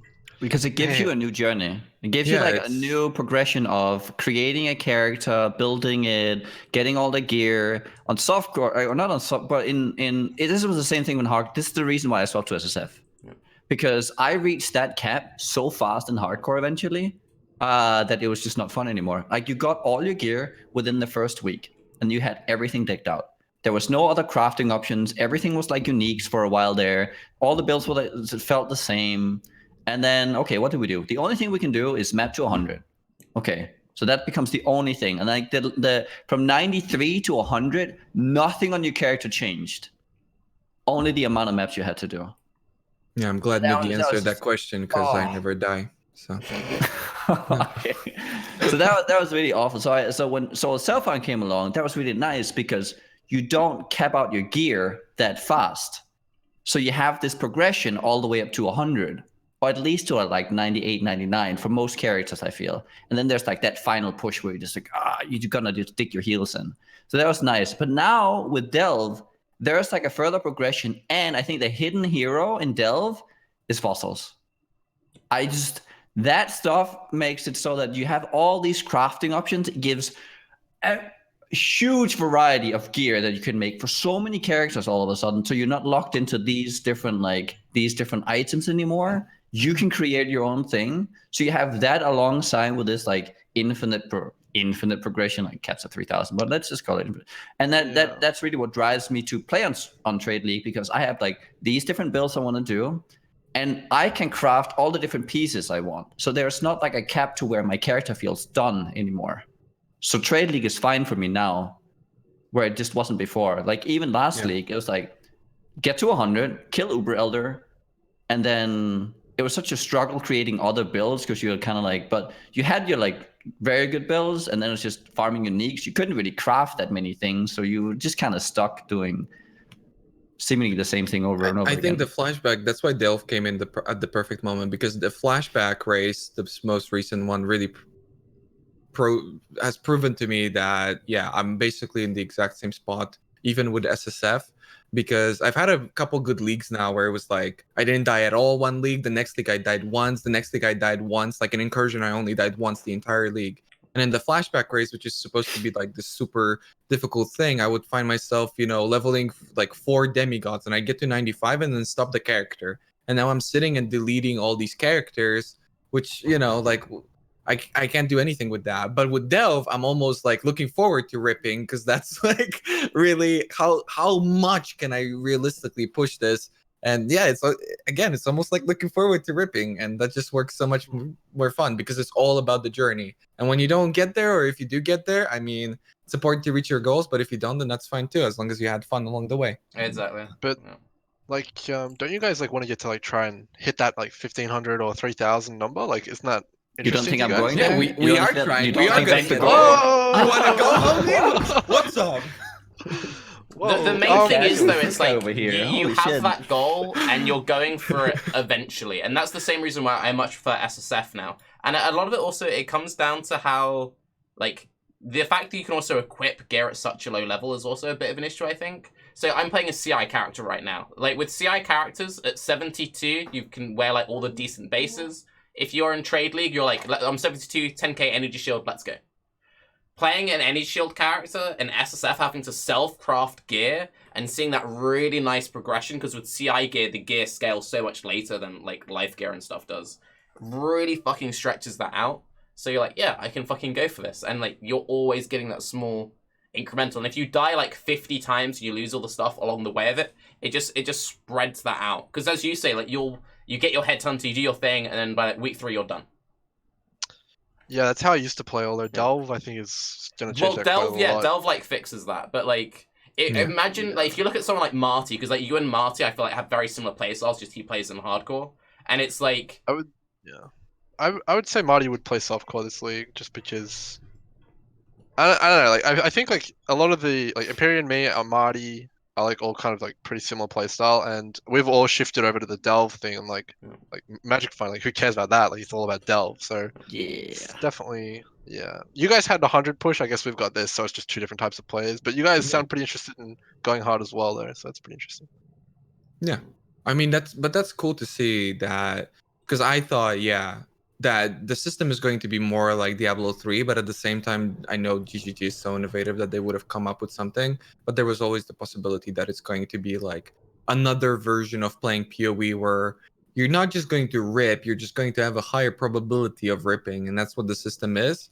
But with you guys, it's mostly are you even like looking to upgrade your gear or like further develop your character? Or are you actually just done and you're just grinding out? Are you talking about me? Well, yeah, I don't know what the situation would be with like Empyrean, or I don't know. I was looking for them. I mean, Empyrean. I mean, he's got like 13 mirrors. I'm pretty sure his gear is max.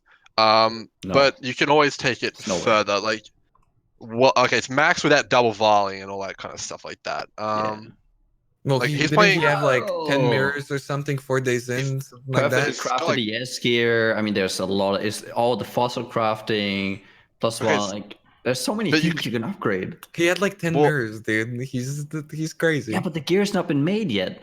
Yeah, maybe. Yeah. It's just not enough time for people to get the bow, yeah. So, like, I mean, the problem in PoE is always that the unique items are always so overpowered and they just, like, overshadow rares. But as Nugi said earlier, the fossils kind of changed that a little bit. Like, you can put abyssal sockets and stuff like that. So the best items will be rares. So, yeah, I think in terms of gear progression, it's probably close to infinite, I'd say, unless you have thousands and thousands of results. That's the thing. Do you need it? Do you feel like you need it? Is it rewarding enough and fun to actually dabble into that? Or do you feel like you can judge from now that, I've got this gear and any incremental releases won't be any incremental increases won't be as rewarding as just further grinding soul fight and going further deeper in? So in terms of the gear progression, I think that we're at such a point now that all the mods you get on top of let's say you had a 4 mod bow, the 5th mod is going to add like another 10% DPS or something like that. So I think you need it. It's big, it's massive. And like, let's say you suddenly have an abyssal socket on your helmet where you didn't before. Like, that's massive, right? Especially with like rings, shaper rings, and all this kind of stuff like that. I think Yeah, but there's already it's gear like that, no? Available. If this kid's got 10 mirrors, But then he can but get there's any always build he like wants. you can do like some Crafted. double curse on hit rings and shit now with like mixing fossils with shaper mods and like the other thing you need to remember like resistances add so much longevity to that crazy min max. It's like when they're like doing this like wise oak stuff. So you've got your perfect setup. I've got my wise oak. It has to be perfectly balanced, and it's like they get some crazy minus max resistance abyssal socket helm, which has slightly different fire res. Now, so I need to change out my ring, and now I need to swap this. So, like, when you're at that level, one tiny change if they're using Wise Oak is like swap everything fucking around. So 10% is worth it, but 5 not so much. Look, okay. So to answer your question, I can't speak for Empyrean. I was trying to answer for him, and that's incorrect because I don't really understand what his group dynamic is and all that stuff like. But for me, at least, my gear is not even close. Like, I still probably need to like grind like another 200 exalts or more to get my gear where I want it to be. Like, I need opal rings. I need to craft a bow with like double damage. You know, the double damage mod, all that kind of stuff. Like, I need to do all this stuff. That's gonna take me weeks. So yeah, the gear progression's there, and Jesus. you need to do this every league as well. So it's like it's really cool. Like the progression's always going to be there. I think in at least in the 3 month period. If this goes to standard, obviously you'll cap out pretty quick. But yeah, Okay. It's not even about damage only, it's also defense. Perfect yeah, defense is going to be definitely. important because you don't want to I th- die when you go down. It's such a big time sink every time you have to abandon one. Yeah, You know, I the thing think is, okay. just real quick, the thing is, I'm super happy about how you're responding to this because you're like a different person almost, you know? You're like, before you were like, oh, fuck MF, all this type of shit, like this stuff's boring and all this. Now you're acting like so you're some sort of like, fucking budget Imperial or some shit when realistically you're a top player, right? And still, and still you've got all these concerns and you think that this is going to take you a ton of time. And I think that's great because that should be the feeling for everybody else, right? Kind of like how you're a budget Havoc and Havoc is a budget Steel, right? Sure. Yeah, Okay. yeah. I mean that is I mean that in Wow. an insult that not as an insult, but as him being humble about this stuff, right? That's what I mean. That he's acting like he's a budget Imperial, and when realistically he's an elite player. And for other people to get there this way, then I I think think that's an incredible success for PoE. I think okay. Well, I think Empyrean. This is what's so great about PoE. Empyrean really he like nailed it this league. He took Zana 8 and he just ran with it. And I mean, I didn't even think about it. I copied him. And he made like all the mirrors and all that stuff because he was first. I mean, he had a larger group than me. I was just playing mainly 2-man. But yeah, he like that's what's so cool. Like every time they introduce it, it's always going to be different. And that's why Delve is so cool because they add more mods, more fossil mods, more anything. Like the experience is always going to be different. You know what's a real shame, and I've been saying this for ages. It's such a shame that this league launched the same time that Battle for Azeroth did, because so many of the Greater Rift Diablo guys are pushing in WoW right now. Like Marty's playing WoW right now. Quinn, who usually pushes Greater Rifts, he's doing WoW. Datmods usually pushes Greater Mids, he's doing WoW. It's such a shame about that timing. I think it's No, good. I think it's better that it's now, and we Yeah. get to like perfect this league with all the people who actually care. And then people are going to be tired about World of Warcraft by December, and then new league, and it's going to with I Delve think 2.0. Exactly, and especially the people that you mentioned, Tarke. I think it's not only about hammering out bugs and stuff like this, but also for people to give a fuck about the ladder. The big thing is for it to be available at all times and not this chore to like look it up, right? Because something that Diablo 3 did really well was, oh, I'm playing the game. I've done a little bit of greater progression. Let me see where I'm standing in terms of the rankings. It's like click one button. Oh, I'm here. Okay, let's continue. Where's the number one guy? And that's like such a smooth thing. Well, in PoE, despite the fact that pushing delve ladders is so cool, it takes so much freaking effort to even look up where you are, and it's so Yeah. clunky and all this stuff. So for that to be in game, I think it's very important for those people that you mentioned to stick around. And for that, we're definitely at least going to be needing a league or two. That's I fun. think like okay, I want to say this is the reason this has been the most fun league at least for me is because my friend he's like playing as well. He's always been like one rank above me, and I'm always trying to beat him. Like, it's like a power struggle. I think he's 2 above me right now. I'm just looking at the ladder right now. I think what they need to do is give that experience to everyone. And that needs to happen. I think in StarCraft 2 they did a really good job with that. Like divisions, like you can see, like, oh, I'll beat this guy. So yeah, I think they need to really like focus on making the ladder really good and make it available to everyone, like across all levels. Like even if you're just like doing T2 maps or something like that, just beating someone and pushing above them feels really good. That's what I was saying, like in the Baeclast before, Dove. Like the best thing is like for the guys lucky enough to still be kids in school right now. It's like, dude, I saw you, or you're only 150 when I'm 152, bitch. Fuck you. And the guys can be shit, but like when you can like you have a few friends like that, and you've got that like competitive nature, even if it's like literally like, well, my character's 62 and yours is only 61. You suck. Like that's really important for like building that hype up. You know, you can have even kids, it's everybody, right? And everyone, but like even like, you know, if you've got someone like, dude, I'm silver, you're bronze, you suck. Like that still flags that they're silver because they have that one rank on you. Having a clean like leaderboard is so important. So important. Unfortunately, none of this works without like fixing Sulfite and making it more accessible and making sure the solo delve ladder works. Fixing Sulfite? But what is the big problem with Sulfite then?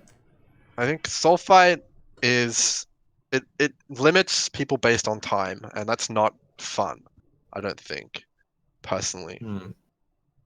No, I think people can agree to that to a certain extent. It's just that I feel like it's too early, you know? I feel like it's just too early to realistically see where this is going to lead. I just think if you look at delves and you look at the map system, they're essentially the same. And if you allow people to just go to 16s immediately, that would not be a good thing. There is a time, everything in Raiz, like everything in PoE is like it's an opportunity cost. Everything you do versus how much time and how far and where you go, like how much currency you invest into this to get to this level. I mean, everything there's a balance that they have to strike. If you just allow people to just keep going, it's. I agree 100% with that. That's why I got so annoyed. It's what PoE is built around, essentially. No, I agree. I don't. I just don't. I don't know, man. Because like right now, like, I'm gonna do it anyway. No. Just let me say this. Like I'm gonna do the delves anyway. I'm gonna get the Sulfite anyway. It's just like, why are you making me do something I don't want to do, right? I mean, I'm not saying they should remove it or anything like that. I'm just saying like, you know, like why can't I just do my delves, right? Oh, that's the problem with. But then they would have to take out rewards from them, right? So that would have to be, again, it's opportunity cost.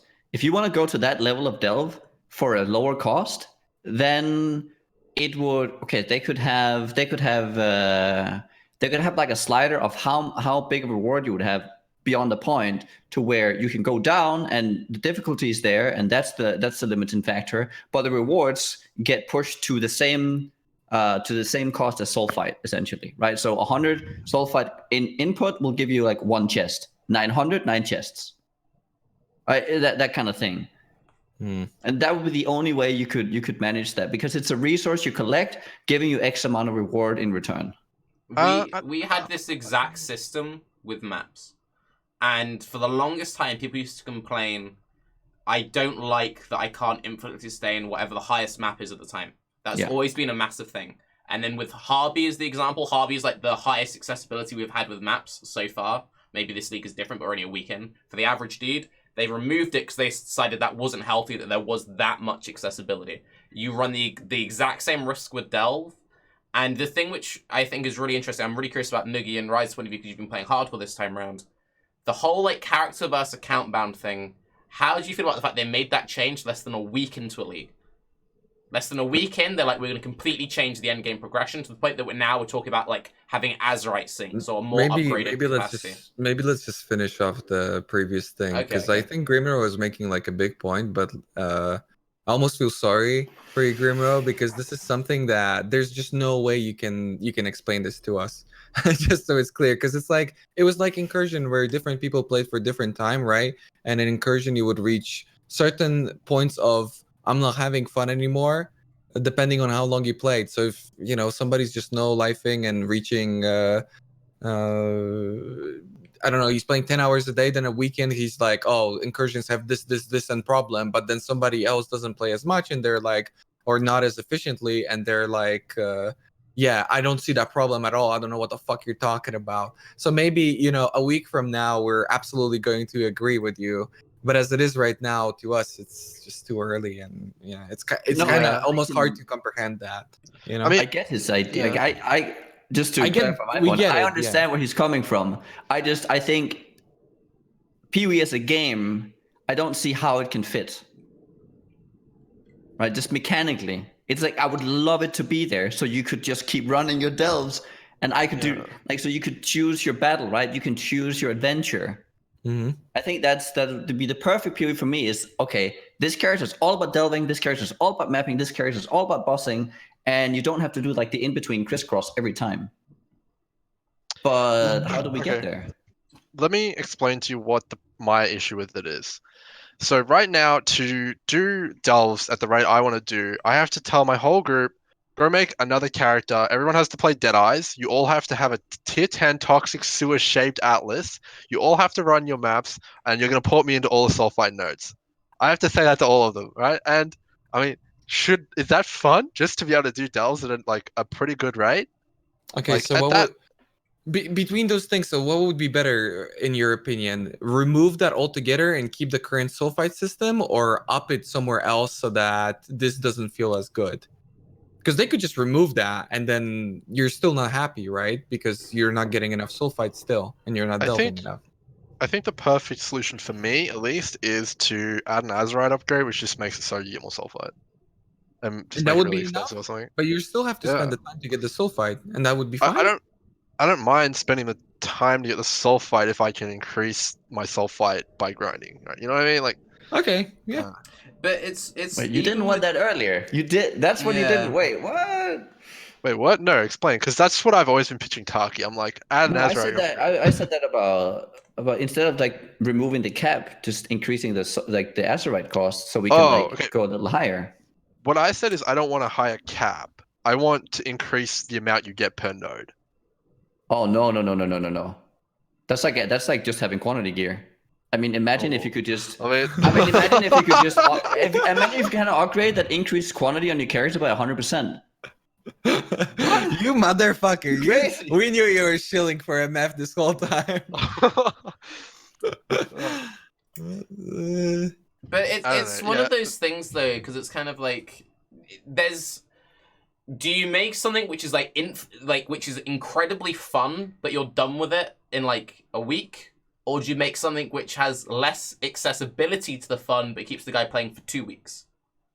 And that's like having lockouts is really important. Players don't want lockouts, but it's really fucking important. It's like okay, just to use a few examples. Go on, what are you gonna say, Nugi? Okay, Dirty Dan actually brought up a good just buff sulfite gain from higher maps by 20-50%, right? Okay, so let's say we buff sulfite gains, but we lower the amount of good shit you get from the delves. Yeah, but that's still not a solution to how obtaining. No, but it is. It's increasing the amount of sulfite you get per node. So you have to map less, but delve more. Yeah, but what Grimro is talking about is like what MP's doing, where he's like they're putting in T16 maps, right, and just picking up the sulfite and then leaving the map, right? Yeah. But they would hit that cap of sulfite sooner, meaning they're doing it for less time. I guess. I mean, he wanted an upgrade that increased the sulfite amount you get per node. This is essentially that. Okay, yeah. The problem is, do you increase sulfite or do you not? That's the question. It doesn't matter how you do it. How about differently? Something that would do basically what both of you kind of want. What about sulfite is infinite, but the same way you can build up darkness resistance, you can build up sulfite gain, smelting, whatever. You're more efficient. The problem with being infinite is if it goes infinite, it breaks the playback loop because it promotes unhealthy behavior, because then you're in the situation where Grim is like, oh, it's sulfite's infinite now. I'm now going to map for 15 hours so I can then delve for 5 days, and now I've got on board sooner. You think so? Yes, 100%. People always go for the most efficient system, even if it's not fun. Diablo chest runs. When Diablo chest runs are the most efficient thing, everyone is like, I fucking hate this, but it's the best way of getting gear, so I'm just resetting this waypoint, I'm clicking this one chest. People always fucking do that. Yeah, but running chests is shit. Running delves is fun. Yes, but if you're like, okay, say you raise the cap to some crazy amount or infinite or like it takes, 15k sulfite, right? What will he do? He'll roll like 200 maps, he'll knock out 200 maps, and then he'll go delve. And then he'll delve for ages and ages and ages, and then he'll run out, and then he'll be like, I've got to go do another 100 maps. This was like shit. What if he gets bored during running the maps and then wants to delve instead? Then he'll delve, and then he still won't want to go back to maps. You have to have a clean. You can't let someone do too much of one or too much of the other. Because if you do too much of one or too much of the other, you fuck it. And that's what they're struggling with. You have to have a balance. There has to be like this amount of time is spent here, this time is here. I think, okay, so my solution was really bad, and Nugi made me realize that. I think the problem I have is just that I don't like doing the sulfite rotors. I just want to play in a map with my friends to farm the sulfite. That's what I don't like. And maybe increasing the sulfite is definitely not the right way to do that. I mean, you can increase the cap, but then make it so that we can't have these like these pick-me-ups, right? Where people go, oh, there's a sulfite for you, come in and grab everything, and then right? Make it so you have to play together, increase the cap, make it the distribution better, like do everything you can to like further the gameplay where you can play as a group and you can reap all the benefits, but we don't have to do all the dumb shit. Yeah, because ultimately you guys talked about like Quinn and stuff like that, the greater Rift pushes, like those guys play in groups, and if grouping sucks, they're not going to play, right? So it needs to be right. And right now it's really not right. No one wants to do those sulfite rotors. They're not fun, they're tedious, and you have to like, it's just not good. I think we're in a just so we finalize it real quick, because we're in a loop-de-loop because we're just looking at it from different perspectives. This guy clarified everything. Moran. This is such a fucking dumb discussion. The entire caps log, by the way. Reason PoE is amazing as it is to this day is that they've never started splitting the content up. Everything is connected to the same core experience. Wanting to change that by adding infinite delving would 100% ruin the game in the long run. So this guy's been around for a long time and he absolutely has no fucking idea what we're talking about. So it's like we might as well just move on, because it's just we're just sitting on the same thing. Just one thing I'll say before we move on. It's just like I think people really don't value games need to have a thing where you can't always do what you want to do. That's what keeps you playing for longer. If you could run Uber Elder every second, every day, that becomes way less exciting. If you're a kid and you get like one slot of the arcade machine every week, you'll go to that arcade machine every single week and it will always be fun. It will always be exciting. If you're just given 200 coins, you'll get bored within an hour. Like, it's really important that they keep that in mind, and there has to be, you can't infinitely delve. There has to be a time where you can't always do what you want. Skinner boxes are really important. There's a reason why in WoW you can only do your raid once a week. Like, you have to have lockouts. Lockouts are fucking important. It doesn't sound fun, but if you want to play a game forever, you need that. If you want to only play PoE for like 2 weeks of every league, then fucking have it. If you want to play it for the entire fucking time, you need to be locked out. There's one exception here. Go for it. Lab runners. They can keep doing all day, but that's okay because they're lab runners. With lab runners though, like they have to buy shit to do the thing, and lab is. I don't know if you even want to get into the lab discussion. I think, but Nugi, just so we're clear, you get where Tarke's coming from, right? Oh yeah, I get it. Yeah, No, but I that's agree. the thing, right? You can't make. It's like impossible to talk to people about this shit, right? Because Tarke understands that from like a core perspective, but at the same time, if you tell people you're having too much fun, so you better fucking stop, then nobody's going to look at that and go, wait a minute, what? It's just like it's like if for the people in chat who really don't get what the fuck I'm talking about, it's just like imagine if you had ice cream with every meal, you'd get bored of ice cream. If you only have ice cream once a month, ice cream is always nice. And like people, but you're not supposed to be the one telling them whether they can have their ice cream or exactly. not. I'm currently the guy who's like, you've had too much ice cream. My ice cream, fuck off. You can't have it for a couple more days. I'm stealing your ice cream. We're always going to have the people wanting more. Yes. And I think that's good. That's a healthy sign. Yes. I honestly think that's a healthy sign for the game. It means that people want to play and they want to get all this juicy stuff. They're like engaged and they're like, oh, they're just craving it more and more and more. And then they will always argue for what can then give them more of that experience. Right? And then it's up to GDG to just kind of hold back and say, this is how much they have to be mom and dad. Yeah. Right? This is just how it is. Healthy is the perfect word to describe it, in my opinion, like you did. Just to clarify, I wasn't suggesting infinite delving. I was saying please make the self fight grinding fun, because it's not. It's really tedious and awkward right now. Yeah, Like, that's who why I likes brought doing- up that guy, because he didn't even know what the fuck you were talking about. So it's like clearly nobody wants infinite, like Yeah. for no cost here. Okay, we don't want the 3 month only in the cave league. Okay, like come on. Right. So Maybe some do. So to move on then, because I am genuinely curious about it. So from a hardcore perspective, how do you feel about the whole account bound thing and the fact that was the first swap? One thing Uber said a lot in chat, which would also fix this problem, which I would loved as the fix. Have it so resources, so Sulfite and Azurite is account bound, upgrades are character bound. So that way you can have your really tanky, slow Delve character, and you can have your really fast mapper, and if you want to map real quick to collect all the stuff, you do it, then you go back onto your other one.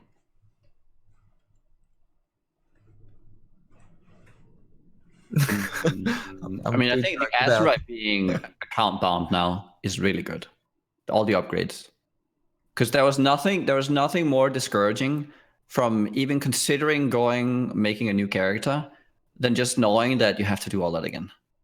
Right? That you're accumulating all this up to a certain point, and then you just know, okay, now I have to do all these stupid notes, and I thought I was done with this, but I have to do it again. And anytime you think that you're gonna make a new character and you want to do some Delve content, you just know this is like the first thing you have to do. That's like a given. And for me, that was really discouraging, because I had like one character I wanted to do, and I was like, okay, but what if it's not what if I don't think that this is my perfect character, but I'm like so invested in it at this, I just can't swap. It's gonna take me like 2 weeks to get to the same point to be as efficient again. And they were just, oh, come on. Has any of us gotten to the both points, right? Because I haven't had a character yet where I've utilized the new upgrades after ripping. Have you guys re-rolled where you have the upgrades and then? I re-rolled just before the new system went live, so I went through all the upgrades again, and I'd like upgraded everything. That's the case for me too. Yeah. I really would like to see, because now I'm still leveling, so I don't really have an idea whether or not I'm actually going to enjoy having the upgrades there. I think so, but Tarke apparently has a counter argument.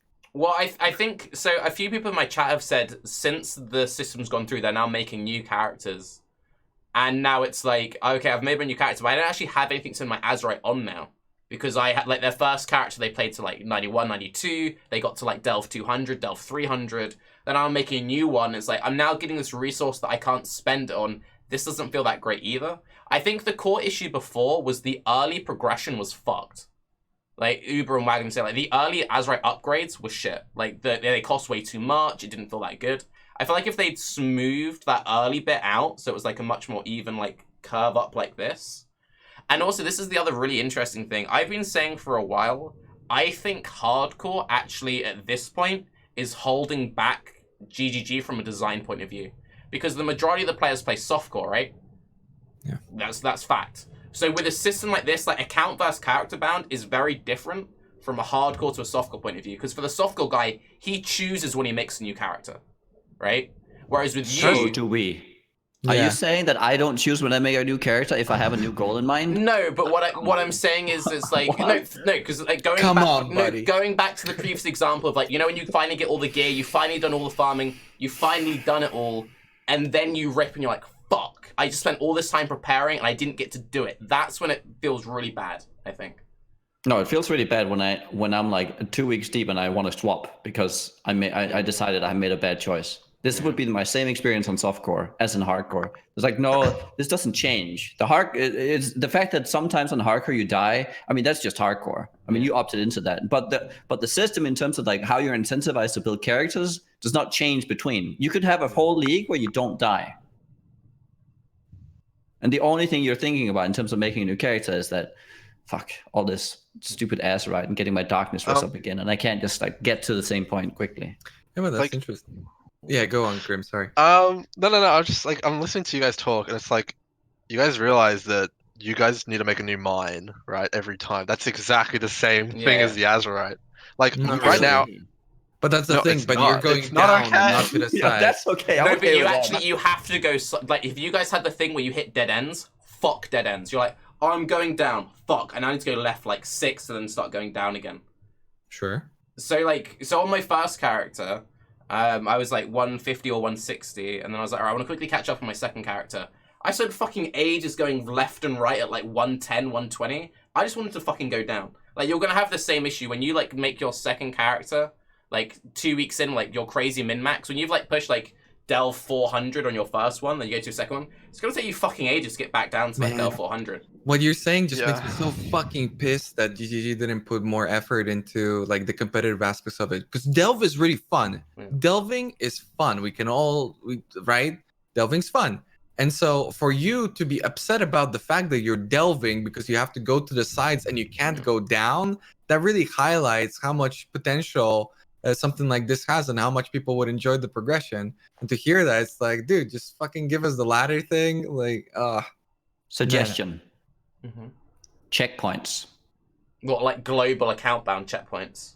So Yeah. if I hit So you get to 101 250 character, or 500 okay. with something that is maybe a boss encounter, something like where you like feel like you overcame something, and now you have a new checkpoint, right? You have to find it. You have to, right? There's something there to you explore or find it or something like that would be nice. I also just can we have not checkpoints, but can we have markers on the side of the delve thing as well, Yeah. so we can say, oh, this is a good spot. Mark that, and then you Yes. can just hot click it as well. Yeah.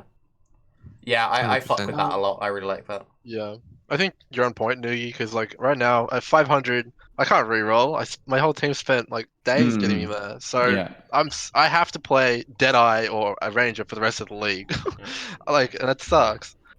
yeah, that's what I thought they're gonna do. To be honest, when people were talking about this so much, I was like, well, no freaking way they're gonna give us like infinite. Like, one, they wouldn't change this a week into the league, and two, even if they do, then it would be like some sort of progression system like that, where it's like, if you've gotten to 50, then you can keep 50, but even if your character was at like 99, then you don't get the 100, right? And then you have to go from 50 to 99 to back to 100 on the other character, and then you've got it. So essentially like checkpoints. And yeah, they just completely didn't care about any of that, but I think the checkpoint suggestion is absolutely on point. I think Just that's to really good. build Yeah.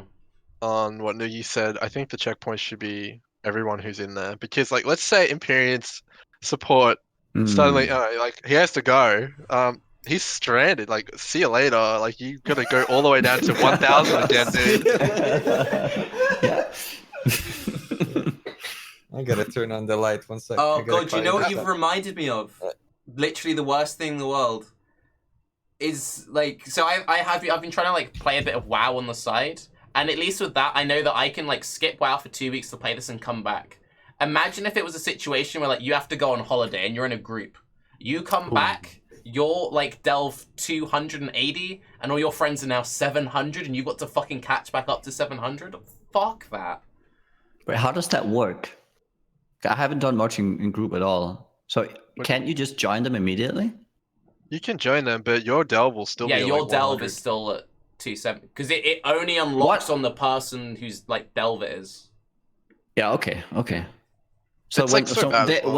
when they're pushing in like the thousands now, so there's only one guy at 1,000, everyone else is stuck at like 250 right now, or what? Yeah, I think Empyrean's like at like 100 or something. Okay. So if that guy isn't online, they can't push. That sucks, Yeah. right? Yeah. Someone's power Yeah. goes out for a day. Yikes. Yeah, and like, I mean, this is like really insignificant, but it's like really lame that only one person's on the leaderboard, right? Like, it should be everyone, the whole team, Mm-hmm. but only one person gets to be on there. That's unfortunate. Man, I hate to say it, but if they just took the freaking system from D3 and just copy pasted it into PoE, all of this shit is there, man. Could they have two different mines, one for solo, one for party? maybe Yeah, with the I think- checkpoint system. Yes, and all characters then are you could mentioned and push down everything. with and get to the checkpoints in the party, and then you could just go with solo, and you could decide which one you would go for, and then try. Yeah. One interesting thing with the checkpoints, because someone in chat said, but that breaks it because you instantly get tier 15. So I was thinking, well, no, because you have to earn it yourself. But in Trade League, there'll be a big issue. Because in Trade League, if there's a checkpoint system, MP could just sell slots to 1k. And then you pay that fee, and then you instantly have 1k delve unlocked in your account. For a solo game, it's perfect. For SSF, it's perfect. But the second you can group and sell it, because that would be like, maybe you have to be inside of the boss fight of the checkpoint and to unlock it. But no, but imagine if it was something like, because once you have that delve unlocked, you infinitely have that. Yeah. So that would be like, imagine if you could fight 10x by infinite Shaper maps, like infinite Shaper tier 16 Elder. Because once you have it, you have that infinitely. Yeah. I love it. I think that's a great idea. I think make the Trade League shit, and then everybody plays SSF, and I love it. Honestly, SSF is the future of this fucking game, and people just need to accept it. I've been saying it for ages. Eventually, everyone will get to that point. If they made the game SSF only, I think a lot of people wouldn't play though. So. I am Yeah, but loving they don't playing matter. Trade They're League not again. important. Yeah, I think it's a tough problem to solve. But yeah, like I mean, poor MP if the guy goes away, that sucks, right? Yeah. I don't know. You got to fix that problem somehow. I'm not sure how you do it. Maybe like make like teams, like arena teams and WoW and stuff like that, and like lock the progress to them. I don't know. How That's the what I was fuck do you thinking. fix that without? Because you can't. The second you can add that group thing, then you just instantly sell rank 1000. It's completely. You can't have any form of a competitive ladder then, because then what's the fucking point? Because you just like, there Well, you go. no, if it's like Grimro brought up the perfect example, it's just like WoW. Well, so you have to play like 30 games to rank, but then you just buy 30 boosts. No. Like you have to have a percentage of the total score. No, isn't it like that? Like if somebody's got a rank 1 team, you have to have enough games. But then if you have 1,000 delves, then you must do like 30% of those delves with the team. Otherwise, you can't do it. So then if you're reaching, I don't know what it would be, 30%. So that would be 1,000, like 500, right? So But then you have to do from 1,000 to 1,500 to have the percent. That's fucked How does as it work well, in though. D3? I don't actually know how it works in I D3. haven't Does anyone played know? Group C in such a You long time. pre-enter it. It's like an arena team. You enter with the people and you exit with the people, and then you've got it. Yeah. So you can boost people in that way too, I guess, because you can have a shitty team. mean, but then in D3, you won't ever. If you have a shitty player, you won't ever be able to like do well with him. You can't boost him. But in PoE, you can absolutely boost 100%. like another sucker. You just say, sure. wear this blasphemy, wear this gear, right, stand there, that's it. Not even. I don't even think you need that. If you're in the right spot, like. I mean, just to kind of go over the strat that I think everyone will be using. It's like you get like 5 supports and one guy with the headhunter and the Zerfy on it, and that guy is like unstoppable. Like you can carry one guy no problem. Yeah. As long as you have like a guardian and a cultist and a scion, it's like you don't. The other two are kind of like, whatever. Window dressing, yeah. Just bring them in for the extra MTX. I would like that, honestly. The team thing. I think it's counterintuitive, but in a way, I always enjoyed that. That's also why, whenever people were talking like group found and stuff like this, I always thought that it needed to be this like alternative, hyper competitive, focused aspect of it, where you can play for fun, sure, but the competitiveness comes from the fact that you have to enter with these people and you're kind of locked with them. And I think this would work in that way. That system. I don't know if it would be good for PoE. That system works, but even that system has flaws. I get reminded of the time that Wreckful got screwed out of his. He was telling the story recently on stream. Very TLDR. He was rank 1 team. He went to go to a tournament. He couldn't take his team, so he had to get a new team. While he's practicing them, he then got them to rank 1. He was in that team, but because he wasn't there for all of their games, even though he'd gotten them to rank 1, he didn't get his rank 1 Gladiator title, and then he didn't even go to BlizzCon anyway, a mega lol. So even with that system, it's fucked, because if you have to do 30% of the systems, there'll still be that random guy who's like, where's my rank 1 title in PoE? So... I think I think if they nail it, then PoE can be really competitive with delves. I think it's like a really good system. Yeah. Yeah, but they need to work all this stuff out. So to shuffle on, because we keep going back into the same thing. When it comes to the fossils, we touched on that briefly. How do we feel about the fossil side of thing? Like the actual, like, ignoring like the pushing the competitive delves, the actual raw, juicy fossil rewardies. How are we feeling about that? Darkness diving. Feels like bestiary. Feels good. You think so? It feels like bestiary, but actually intuitive, if anything. I think it's like bestiary 2.0, right? Because I don't know, I blew like 100. I blew a few hundred C worth of fossils trying to get a stat stick using, I think it was like frigid, prismatic, and serrated, and just RNG, right? It didn't work. I don't know. I had to craft CI gear today, and I was like, oh, I got a bunch of dense fossils. Waggle was like, yeah, just use those, no problem. I was like, okay, I'll try it. Fucking crafted all my gear. I mean, it's not great, but it definitely works. See, I want your RNG. I've been power farming dense fossils, and I'm getting fuck all. I just keep getting screwed on the mods. Well, it depends what the threshold is. My gear isn't like great, but I can actually take this and equip it, and I'm like, oh, I have a CI character at level 70. It's good enough. It's good enough. But I think this might have been revitalized CI to the point where it needed. CI's been good for age. I've been doing but it's been like just slightly under, I feel.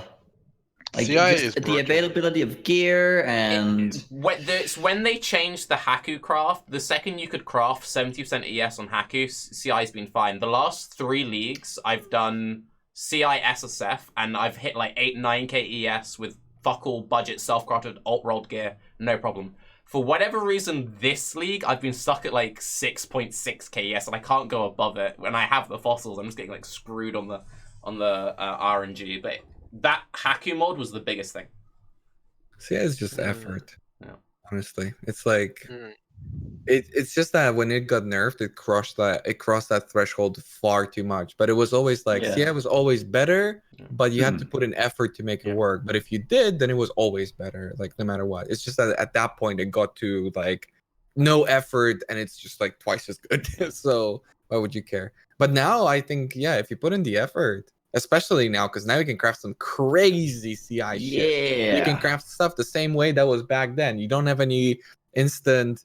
Well, some people do. Some people have instant leech, but you don't have, for the most part, you don't have instant leech. So, Vaal Discipline's also, because people said Tarke isn't really bad for delving. Vaal Discipline with increased duration, that's like 6.5 seconds if you just take 0 darkness damage. It's only good in like groups though, really. I mean, you can utilize it just for solo. When you're doing the side delve things, because you can like use one flare. The second your recharge starts on a cultist, it doesn't matter how low you go. Can't we just like fix this? Look, Octavian's like, I wish I could be on the fossil talk time. I have so many secrets. Can't we just like snap it on? Octavian, I think he can just join the call. I think. Yeah, if you want to join the call, Octavian, well, I'll throw him in the middle. Get in it. I'll put him over where his face currently is in the middle of the screen. So that's an easy fix. If he's in, I don't know if he's. I want to hear these secrets. I've just recently gotten back into the whole fossil stuff. I've seen Octavian do some pretty unethical things with fossils, like farming the same fossil in the same delve over and over and over again. Yeah. Oh, this is good for me as well because I don't really fossil farm. So then more stuff is going to be available to trade, right? Because everyone gets the secrets. I made a +3 bow and it was really fun getting the fossils and everything on SSF. People leaked me a +5 bow yesterday. I had to ban him immediately. Once you give me a second, I'll fix the camera's chat. Just +5 bow with fucking plus strength, plus dex, +1 levels, +2 bow. Yeah, and then it's got 50 attack speed too. Have you seen those? Yeah. I think it's Elder Crafter. It's like 50 attack speed. It's like, oh, okay, that's pretty good. Is anyone seeing Octavian? His cam is just spinny wheel for me. No. I will be back in just a moment. See if I can fix that. All right, brilliant. Nice. All right. Okay, I'll wait. Once that's fixed, I'll fix everything camera-wise. Listen, guys, I'm not that huge. Come on. But I think going back to the whole best rate thing, because like the thing which annoyed me about best rate is it was so overly convoluted. You didn't know I need this crab, I get crab in this place, whereas now it's like I want this fossil, I get this fossil in this tile set. So if you know that you need one thing, you just go to that place and you know you'll find it somewhere over there. I like how accessible it is as well for people to farm. Yeah. Because then you can have like some people just enjoy that thing. They want to like carve out their little spot in their market, right? They want to do. I'm just gonna run around, make my darkness build, and fossil farm. That's what they do. That's their games. Like it just added like a new way of playing. It's great. Yeah, I think so too. Yeah, definitely. Yeah, I think it's good. Listen, guys, we're just trying to create air as Octavian tries to. We're fine. We're fine. No one's noticed, Raiz. This has been very Okay. smooth. Do you think?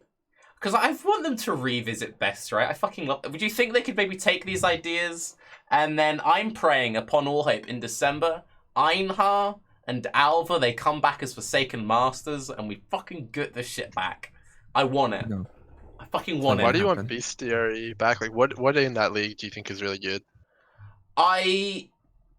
So it's got a lot of things I like about it. I also like about Delve, also fixed. The items in that league were like amazing. The The mods and the items items in that league were so fucking broken. Hello. And then we had Incursion. It was like the most boring unique I've ever David. seen. It required some thought. Thinking is always fun.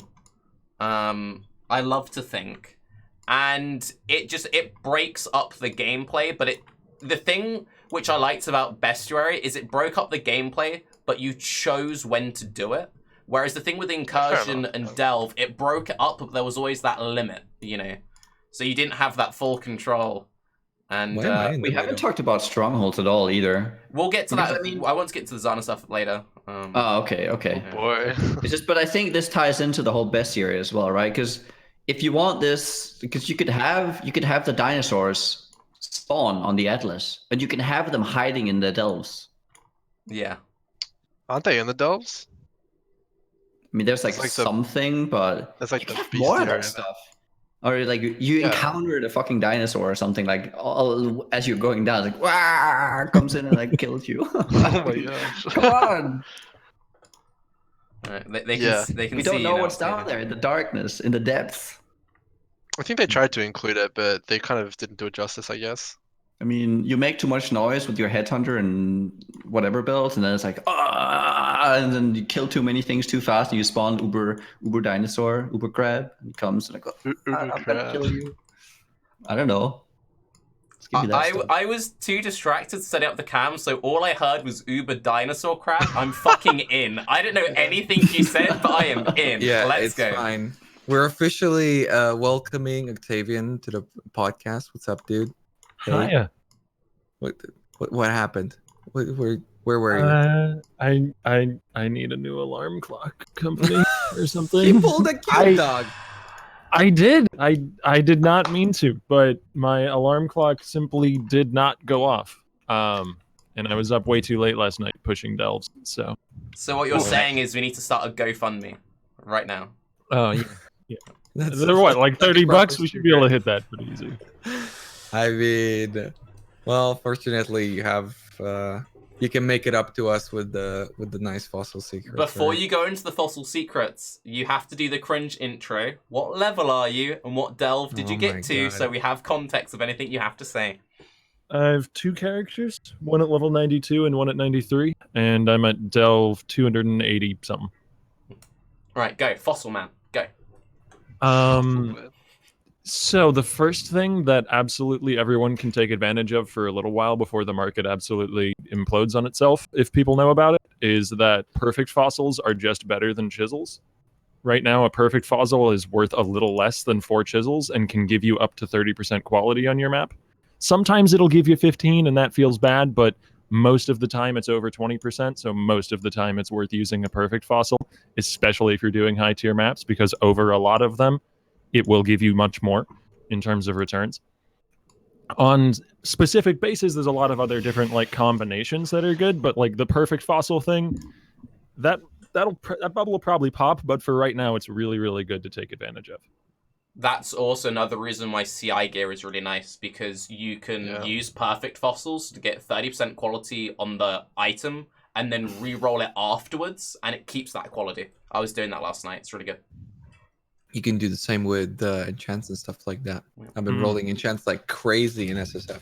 I have a So- friend who he bought this is enchant related. It's not using the enchant fossil, but he bought a rare rare helmet base, like a white helmet base that someone enchanted in lab with tornado shot enchant, and he used the mirror fossil and like a bunch of decent other fossils. I think it was pristine and frigid and stuff to like get the enemies have reduced cold res mod. And he created a mirrored copy of the helmet and kept the original and sold the mirror, and ended up only having to spend 2x for the tornado shot enchant because he was able to sell the mirrored copy for most of what he paid for the tornado shot enchant. What's that? It's fractured fossil? Alright, 1 second. Holy shit. That's pretty good. I mean, It's only 80C. I'm gonna buy all these. So there's a lot of things you can do with fossils right now. I've made pretty much all of the money that funded my second character, like maybe 8 to 10x. So not absurd amounts of money, but a significant chunk of change off of crafting shaper stat sticks. And there's a really, really good 2 fossil combo that right now costs about 4 chaos to do. And it's what is it? It's etheric, which gives you more caster modifiers, fewer attack modifiers, and jagged, which gives you more physical. More physical, you get a lot of percent increased physical damage on the weapon that you don't want, but fewer attack modifiers gets rid of that, and more physical also gives you physical as extra. So you're getting the phys as extra and locking out the bad physical mods, so you get really good shaper stat sticks super consistently for like 4C a roll. I mean, and that's really easy to do. I mean, I tried that one. It didn't work so great for me, but maybe I got unlucky. Last night, I did it again just to see whether or not my numbers, like, because I had a fairly small sample size the first time I tried it. I did it again last night with like 6 shaper scepters, and I've like quintupled the money I put in again. Damn, dude, I like tried like Out of so many times. how many rolls did you actually throw into it? Like, how many? About 30 tries. And the first time was about like 5 or 6 that made me realize, oh, this might be good. Can So I you got just 2 say, mods and like nothing else? I guess. Just those 2 months. what I really like about this is we like did 2 hours of talking about absolute non-interesting, non-important shit to anything. That's just to cull off the pathetic boys. Then we bring the actual useful information. So well done. I think that mirror fossil thing, that's like insane. Like I didn't know about that. Like if you can duplicate tornado shot helmet enchants, that's like ridiculous. Yeah, well, obviously the rolls on the helmet itself are going to be random on the mirrored copy, and you can't change that one. But like you can still, you can use like pristine fossil, right? Yeah, abyssal socket. That's what my friend did. He did abyssal socket pristine. You can't change the sockets on the mirrored one though, and when you use the hollow fossil, the abyssal socket one, it re-rolls the sockets randomly. So you might end up with like a mirrored helmet with 1 socket and an abyss socket, so you lose out on a bunch of sockets. You know, it's like a count helmet. No, you can't Verici a mirrored item. Okay. You can't Verici a mirrored item. Ooh. So like you're kind of gambling on whether or not you get usable sockets on the helmet if you put an abyssal socket onto it. Whatever. Still gets the job done. Yeah, it's like the Coun's downside. It's really interesting. TS helmet is like, that's OP. They're gonna be 1x after this. Like either that or the fossils are gonna be like 10x, one or the other. The fossils are really rare, so it might be the latter. But they're only 80C, dude. Like, are you kidding me? I mean, if they're rare, that amount, they're gonna just spike in price. They're just gonna all be consumed, and then they're gonna like stabilize around the same, right? To where how much is the helmet in chat worth versus how much is the fossil worth, and it's just gonna like even out. If anyone in chat is watching, if you buy all those, you're gonna be rich. He's laughing because he's already bought them all on his second monitor. So, hey. I can't buy them. I need 2 monitors. Oh well. Out of interest though, assuming they like don't change that, it's very broken. But I fucking hated Helm enchants for such a long time. Helm enchants being more accessible, I'm happy with, to be honest. Yeah, and they're more accessible through a few means. I mean, there's also the enchant fossil that Raiz was talking about earlier. Enchantment's so nice. Although I don't know how they work. I think they give Uber Lab. It's Merc and Uber. It's both of them. It's either, right? Because because I've been getting a lot of Uber Lab enchants, but then I got Molten Strike extra projectiles, but it was only 2. It's still nice. Yeah, it's pretty good. How do you guys, since we just talked about it, how do you guys feel about the whole like Uber Lab system? Because it keeps getting more diluted with each like patch as they add more skills and new enchants. I hate it personally. Fuck him, dude. Yeah. Fuck him. What do you mean? I don't like farming lab. I mean, I think people who farm labs still get insanely rich. So like having a system that dilutes that, I think it's okay. No, like I don't necessarily mind that it's diluted. It's just there are anything which gives additional projectiles. There are some skills which just like shit. You have the enchant, good skill. You know, if they were all just like 40% damage, I don't give a fuck. But I hate it how like you want to play a build if you haven't got the enchant. It's like there's not even any point playing it. Like Storm Core without Restoration is like what's the fucking point? There is a 40% damage enchant or helm implicit for every build now though. It's called Bone Helmet. I'm using that on my builds. With the Bone minion Helmets nade. are stupid. Good. So good. Actually, like this is the last little bit of crafting juice that I will throw out there. Bone Helmet crafting with fossils is also really, really strong. Because any build in that area of the tree can use a bone helmet. So if you just throw on like, I was using aberrant fossils on mine, and I got aberrant and pristine, and I got like a helmet with life regen. Nearby enemies have lower chaos res on a bone helmet base with res, and like that took me like 4 tries with fossils. Damn, dude, can I hire you? Make my bow.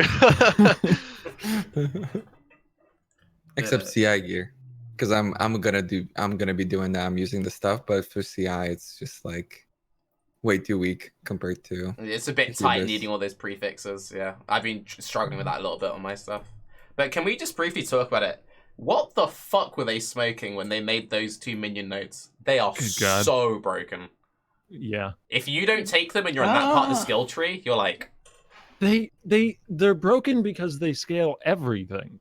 They scale corpse explosions. They scale like heralds would probably be cool with that as well because you have very limited generic damage for heralds. Like there's so many things that gives you access to. There's no build in the game now that doesn't have good % increased damage scaling, and that's a little dangerous because that means there's no niche in the game where they can give something really good base damage but difficult scaling to make it an interesting puzzle.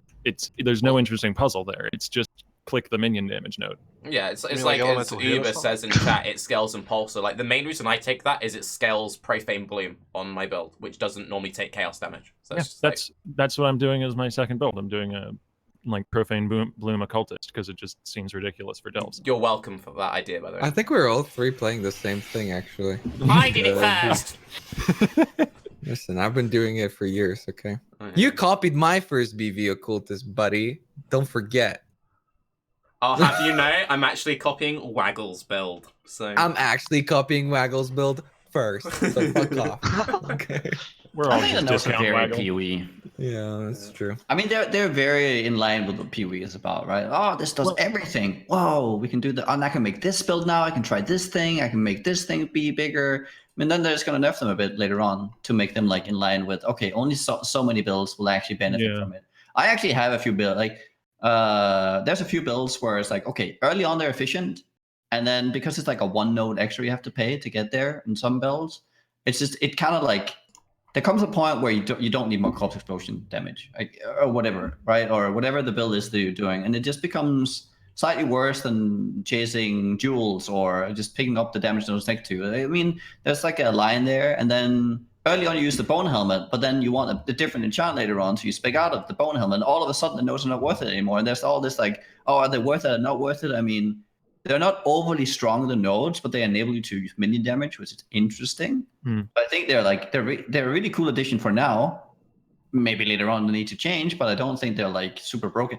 Impulses were already broken, and all corpse explode things are already like broken, and you can make them like really powerful, but they don't kill all the really tough stuff faster. I think the interaction that needs to be curbed a little bit though is corpse explosions. You have a somewhat legitimate point that corpse explosions are always broken, but this does push them a little bit over the edge in my opinion, especially with how dense delves are and how little bossing content delves have. If you want to push, like, you never have to do a delve boss if you just want to push down to low level delves. But the more multiplier on HP doesn't affect corpse explosions, right? I don't believe so. No, it doesn't anymore. It used to. So I mean, it's definitely strong, but I think when you hit that more multiplier, it won't be as strong as it should be, right? I mean, it's still just global increased damage. Even at 200, I had like 70%. I don't know if it goes up later, but like 200 was already 70% life. I think you definitely feel that. Also, for anyone who doesn't know quickly, since some people are asking, it's Spiritual Aid and Spiritual Command, I think they're called.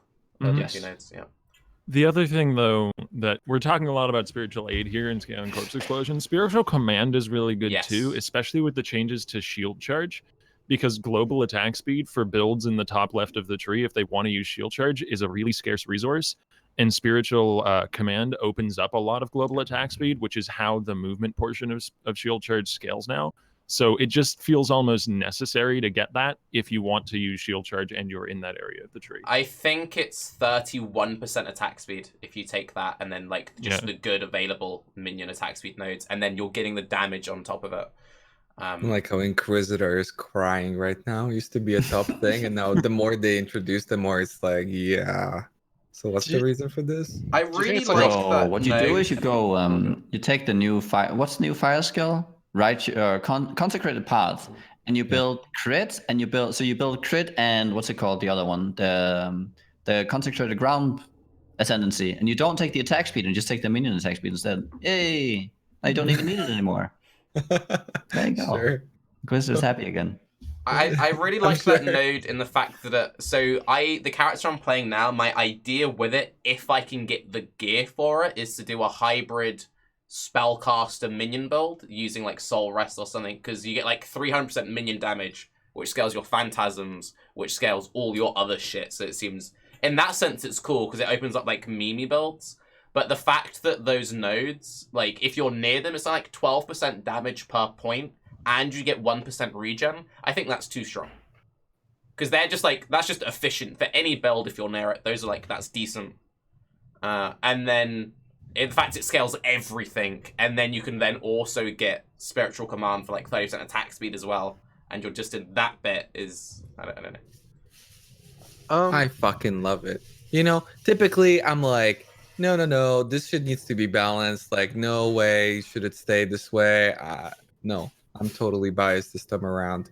I think we need this stuff. I think it's been too long, and there's still an opportunity cost because for the most part, you're picking up 10% increased damage nodes, which to a lot of builds that are already doing enough damage, it won't really affect them enough. Unless, again, the deep dark delving, then the availability. I think a lot of people are focusing on like the after effects and all this sort of stuff, like the corpse explosion. But I think maybe even availability of like increased damage for crit builds is also a little bit scary. But I don't know. I haven't seen anything Vol Fireball like anytime recently from it, so I'm okay for now.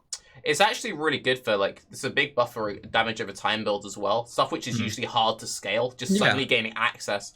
I will say though, even though I think those are very broken, I would much rather that be broken than just like adding a random crit multi-wheel, because you really need to think around that stuff. And it's like, oh, now I can use these kinds of jewels, now I'm using these kinds of items. Like, I've really enjoyed planning that around my current build. While we're on the topic of the minion damage node, and sort of tangentially still on the topic of fossils, there's one last thing I wanted to mention. I've been doing a fossil crafting project for an item that I think might become much more popular if corpse explosion builds using spiritual command become more and more popular. Because one-handed weapons can get up to 80% increased minion damage off of a bound fossil. You can use that with the shaper crafting method I was talking about earlier, because the shaper crafting method is only 2 fossils, so you can go for a 3 resonator really easy and get like double fizzes extra and minion damage and, other caster mods potentially. That's what I mean, stockpiling in SSF. That's what I refused. Waggle was talking about how he crafted one of those things with like crit multiplier attack speed, like double mods and the 90% minion damage, and he was like, put off D&D, I want to show you. I'm just like, no. I don't want to see this shit. Get it out of here. I don't know like how profitable that's going to be, because I tried it a little bit and it was much harder to get a good result than just the basic two socket crafting. But I need to do it for my build, and I imagine if other people are going to start playing similar things, then it might become more and more of a chase item. Octavian, you've already increased the price of the fractured fossil already. I mean, I was just surprised one- they were that low. Yeah. After People don't think, Bestiary, man. where you had the mirror stuff as well. I mean, that was already broken back then. Like I think anything people mirrored is great. I think one thing I want to ask you specifically, Octavian, because someone sent me a clip of you doing. I don't know if you intentionally were doing it, but you were running like the same delve and you like died, and then you went back and you got the same loot or something like that. Yes. Can you talk a little bit about that? It's fixed now, so I feel okay talking about it. Okay. There was an exploit for a little while that I accidentally discovered. Because my first build, I've talked a little bit about my second, the Corpse Explosion, but my first build of the League was a Trickster designed to be able to survive in the darkness as long as possible. And I used Kintsugi, which is 20% less damage globally, Unshattered Will, which is 20% reduced damage taken globally, Trickster, which is reduced damage over time taken globally, and reduced damage global.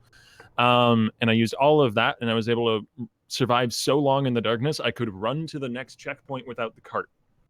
I do not need the cart on that build. Now, Yeah, once you get there, nothing can actually activate, so there's no point. But what I found out is if I went off into the dark and blew up a wall and got the box behind the wall and then reset the zone, the same box would be there behind the same wall in roughly the same spot. And that box would have like multiple sextants in it. Or if you found a fossil would always spawn there. It wouldn't always be the same one, but a fossil would always spawn there. So you could keep spamming that same zone over and over again with no investment, 40-second to a minute resets on the zone, and getting, dozens and dozens and dozens of sextants or fossils. Calm down, Chad. It's fixed already. I think because I was doing something a little bit similar to you, but can you still run around in the darkness? Like just go on a delve point and just run around still, even if you're not Yes. with the cart? So you can still like go and get that loot once now, but it doesn't respawn. So my build still has the advantage of being able to go get loot that other builds wouldn't be able to.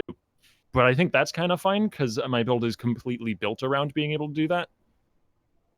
Maybe that's not okay. Like maybe you should have to pay the sulfite cost for the cart to go down the track before you can get any of the loot off the track. It's so easy I've been to doing do, what though. you said. I've been doing that on my occultist. So, yeah.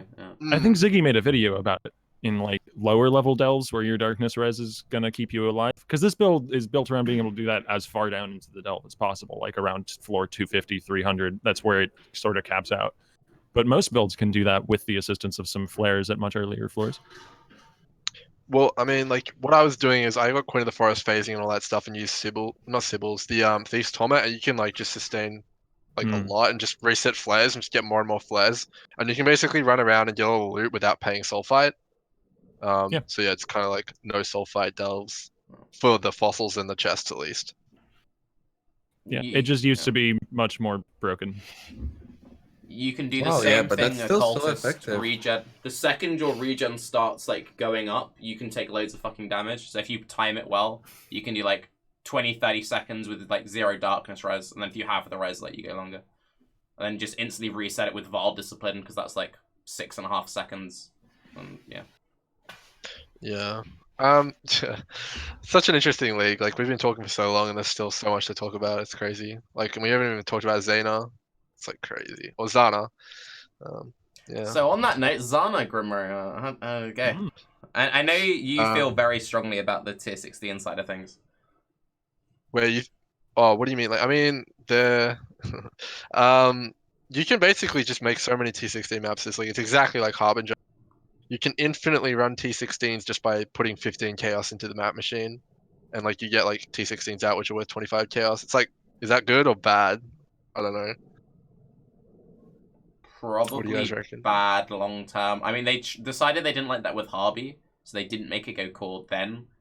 I know they keep slowly kind of introducing it, but do something like that every league, just with a new mechanic. I'm assuming boxes. This is different. Go ahead. Oh, sorry. It's just like it's so different. Like, I literally trade whole tabs, like trade tabs of Guardian maps to Shaper Killers. Like that's how many. It's ridiculous. Like all my money is from Guardian maps. I think it's a bit much. Like, yeah. And on the topic of, go ahead, Grim. No, you go. I was just gonna say, like, you can just go full Atlas completion and just potato mine, just chain T16s with all the Guardians unlocked. it kind of invalidates other forms of investments to a degree, like the buying up individual prophecies that people used to have to do, or the buying up sack frags, or the buying up, of chisels, that kind of thing. Like that becomes a little less relevant when you can always just safety net yourself back into T16s by throwing some currency at Zana with a high enough level Zana. And maybe that's good, maybe that's bad, depending on your viewpoint. I am personally of the opinion that kind of devalues high level content too much. But there's a lot of things devaluing high level content right now. Like delves do that too. You guys were talking about it earlier, but the map drops in high level 83 delve zones are obscene when you get to like vault temples or vault outposts, whatever they're called. And harbingers also are in the game now. Like they're part of the core game now. The Zana changes are presumably sticking around, and Zana offers harbingers for you to go kill in her missions. I have not seen any like post on Reddit saying thank you for harbingers GGG or something. People complained about it all the time. They're in the game now. They're not very common. They don't spawn in every map, like 10% or anything, but Zana will give you them. Not through the map device, but through Zana missions in maps. Someone in like chat saying that you require Zana 8, but like it doesn't matter if there's enough people just doing it, it's just gonna tank the price anyway of everything. Also, would it be a problem with the Zana mods if the map drops were way more scarce in Delve?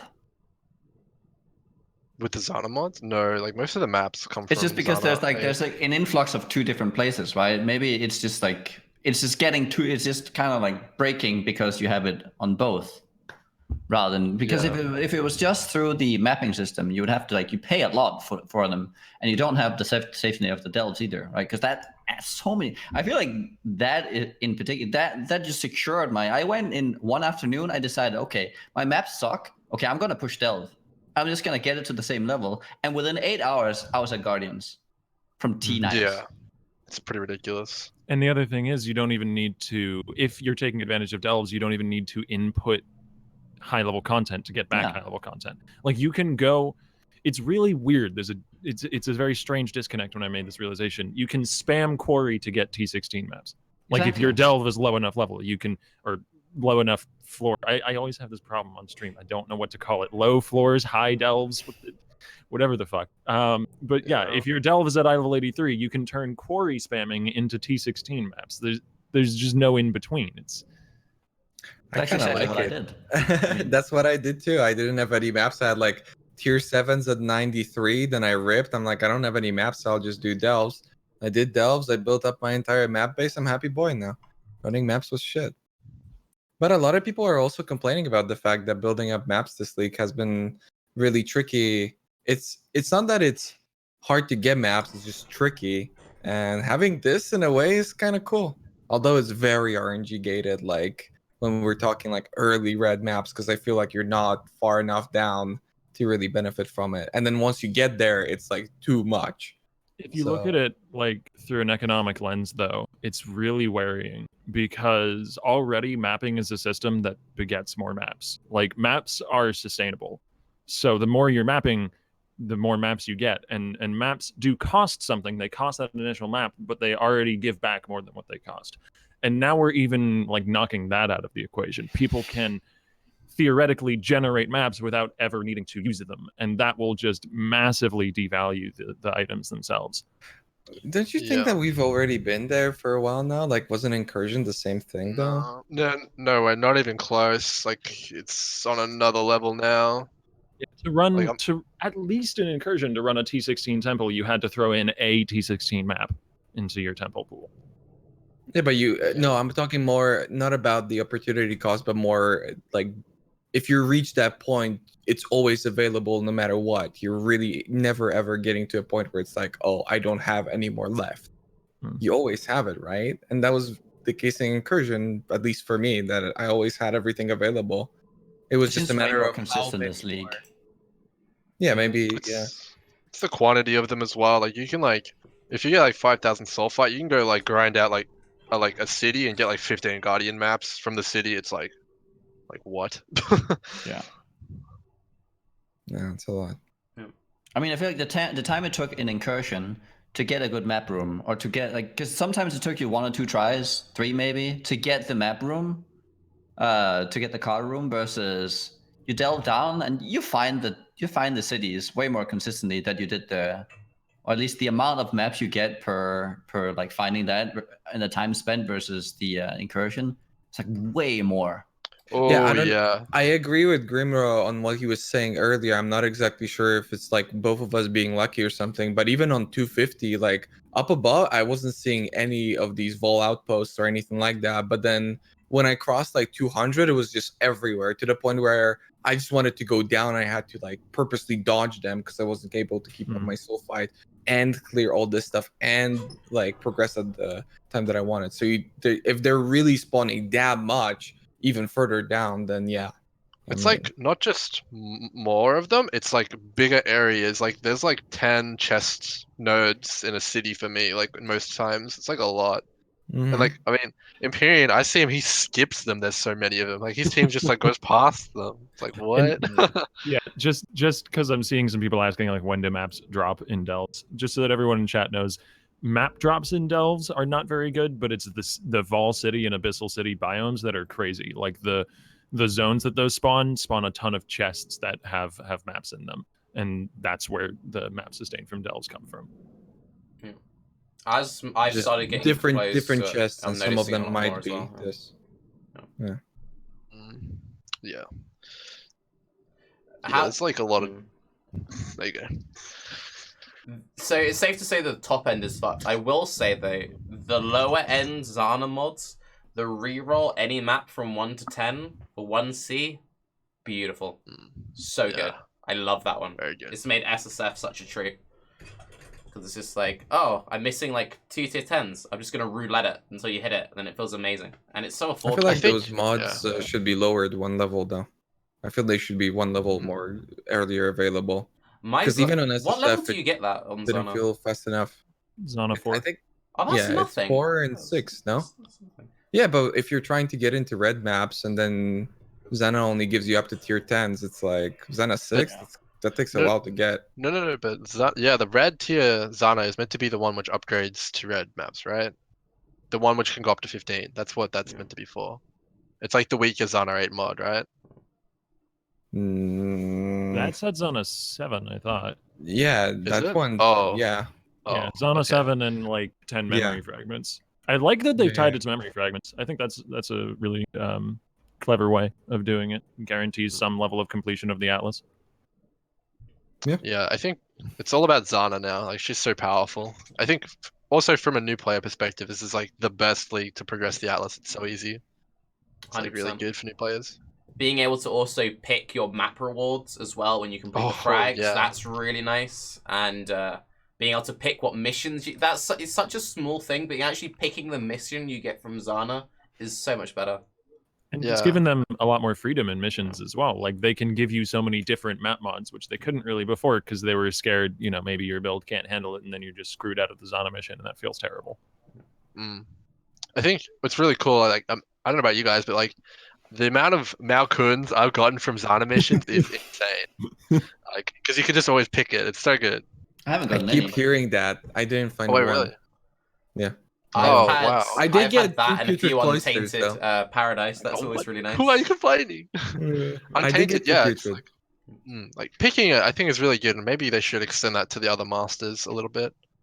3.5 master rework incoming. They've said that the December thing, that's going to be their big focus on masters. So this is them kind of like testing. That's why I feel like we might get in the next one Einhar and Alva coming back because they've really been testing it. Like we had this new NPC. Okay, we had Alva, which is like basically a master. And they've done this Zana change. Like this is them testing the waters. So if there is anything about Zana that you do or don't like, now is the time to give feedback while they're working on the rework.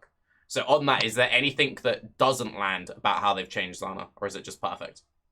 It's just a level thing for me. It's just not scaled properly. I think should be moved down by one level, except the tier 8. But that's just about it from me. Imagine if they were to take all the masters and just make it so that you have an Elrond mission. You can choose from all these things. Do you want to wait on Elrond for 5 minutes till the mission finishes? Or do you want to kill the totems instantly? You choose now. That's a rework. Like the extent of it. Like, I'm not a fan of the whole buying the shapes and elder maps. personally. I think it's a bit too much. It changes completely like how mapping is. So I'm not a fan of.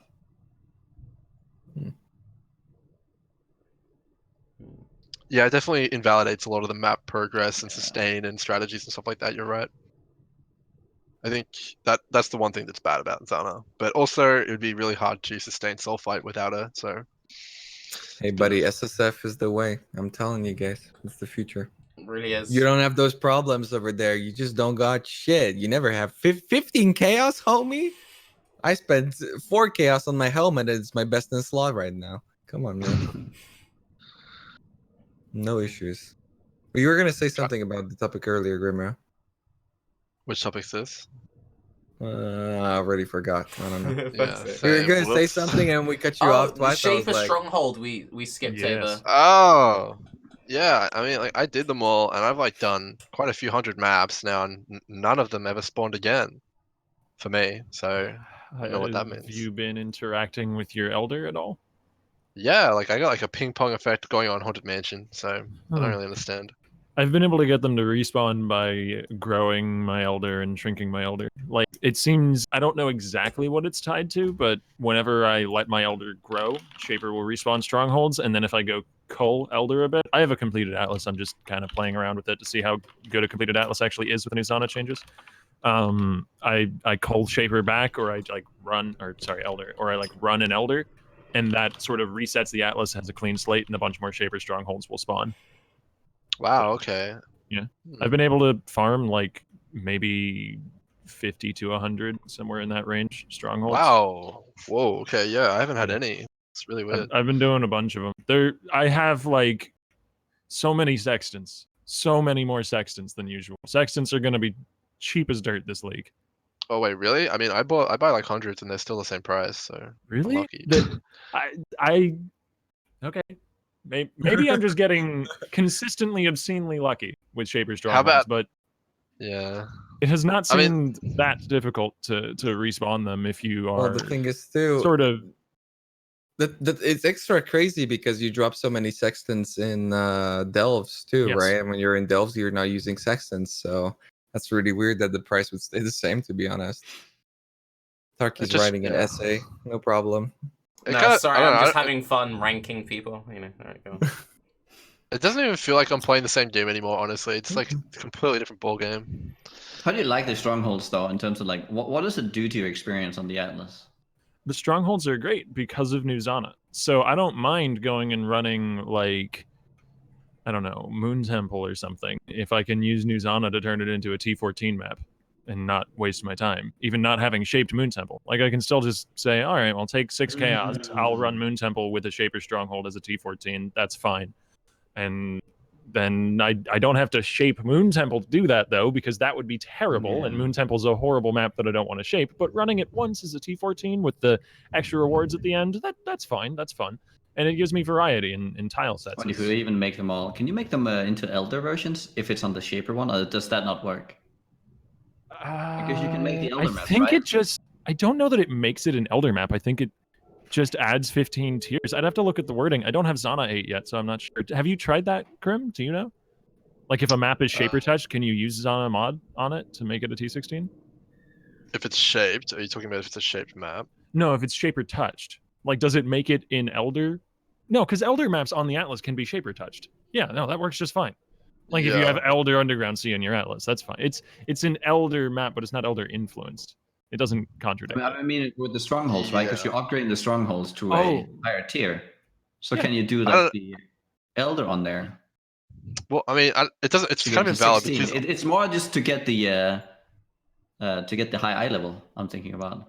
using Zana 8, the map on the Atlas is white. It's not red anyway, and it's not Elder, so you can do all Yeah. the stuff you normally can to a white map. Yeah, it should work just fine.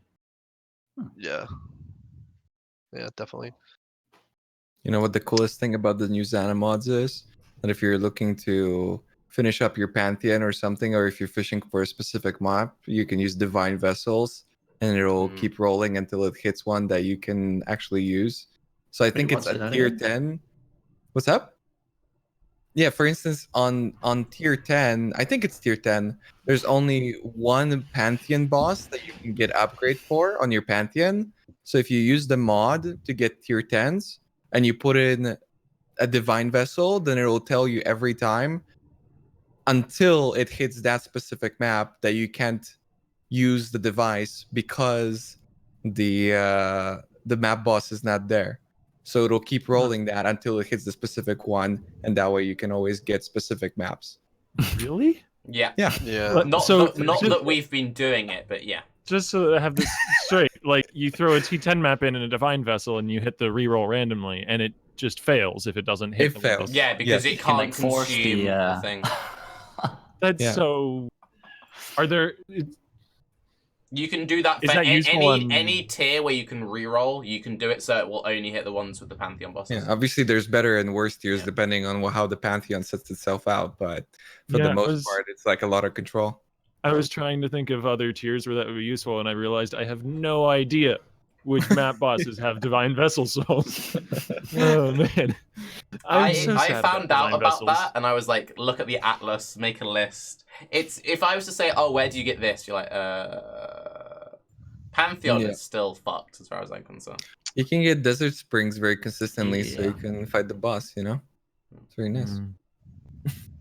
Yeah, but if you're Oh looking to my upgrade and God. you're like, on SSF, it's extra nice because if you're like across on the other side of the Atlas, for instance, and you don't want to move all the way down from some tiers, then you get the map of the same tier and you put it in as many times as it takes for it to open the map on the other side of the Atlas, and bam, suddenly you don't have to traverse through like 5 different red maps. It's really sick stuff.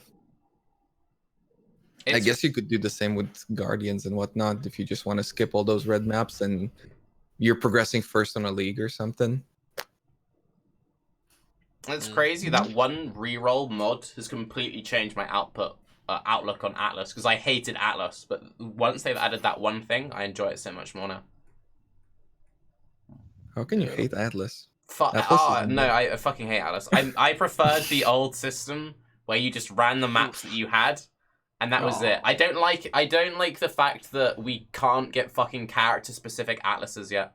I want multiple pages. I want to be able to specialize different characters for different things. I really Oh, like dislike the fact that the current atlas is like, if you specialize, and then you save up a shit ton currency, wipe it all to then specialize in something else. It's just the min-max thing. Most people in chat probably don't even know what the fuck I'm saying. But it's like, for if you wanted one character to MF, if you could have one page of Atlas, which was the MF page, and then on the other one you wanted to have one to do like Elder on, so you have everything unlocked, so you just chase Elder around. I always feel like it's annoying when you're like, you feel like you're being punished for planning ahead with the current Atlas It's system. weird that they never fixed that. The whole, oh, I've got all my red maps, but wait a minute, I want to do shape maps now. Guess I'm screwed, or I'm just going to spend 30 exalted orbs on fixing this. Like, yeah, I can see that, but everything else about the Atlas, I absolutely love. I find it weird they've never said anything about it, because I still feel like that's the biggest thing holding Atlas back. Yeah. And it is a little odd they've not said anything about it, because everything they've done has like seemed like trying to backpedal from the shaped Atlas strat. Like shaped Atlas strat is still pretty much the best way to approach making currency out of your Atlas. But Shaper Strongholds and Shaper Elder Influence and so many things that they've added since Atlas of Worlds has seemed to be like trying to encourage people to go complete your Atlas and play a wide variety of maps and play with all of these, you know, fun, cool toys that we made for you guys, and everybody just still wants to run, you know, shaped Well, underground sea. but that's the thing, right? Do you think that the strongholds work in that capacity, or is it just kind of more or less whatever? I think they're stronger for maintaining influence in a particular corner of your Atlas if you can set it up correctly than they are for like hunting them around. But I think that they close the gap a bit more. So a shaped Atlas strategy, and particularly a shaped Atlas strategy where you have Elder Shaper influence ping-ponging, is still probably the best way to make money out of your Atlas right now. But the distance between that amount of money that you're making doing that and the amount of money you would make if you had a completed Atlas has been shrunk a bit because Shaper Strongholds are so lucrative, at least currently. but still not Mm, enough. okay. If you just run them Oh individually, you see no, a super no. strong call. A completed atlas is still worse than having a shaped atlas for Right. or generating currency out of your No, I, atlas. I'm not sure about that one, but yeah, I'll leave that one. Yeah. Well, what What? info have you got?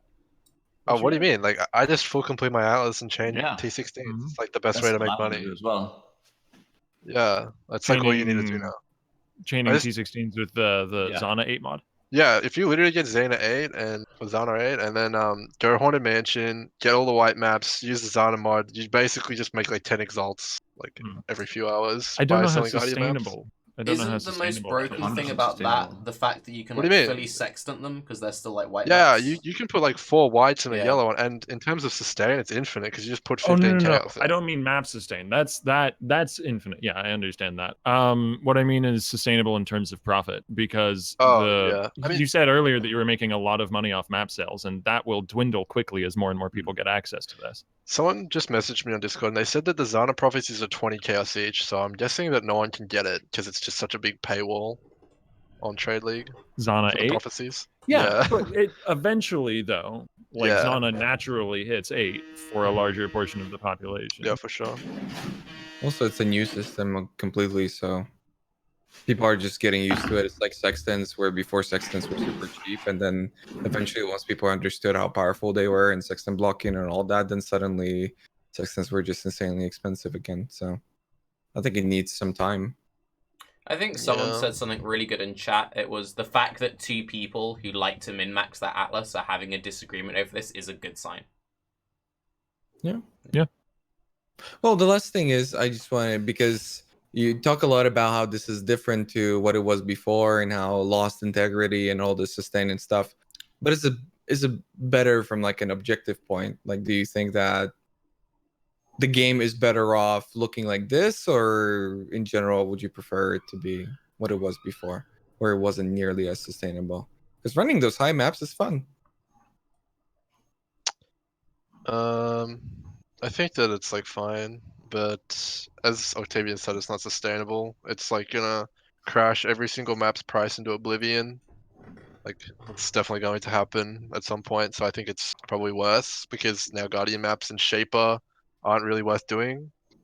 Like Dying Sun, like you're not gonna want to do Shaper anymore because like the Dying Sun will be worth nothing in Trade League.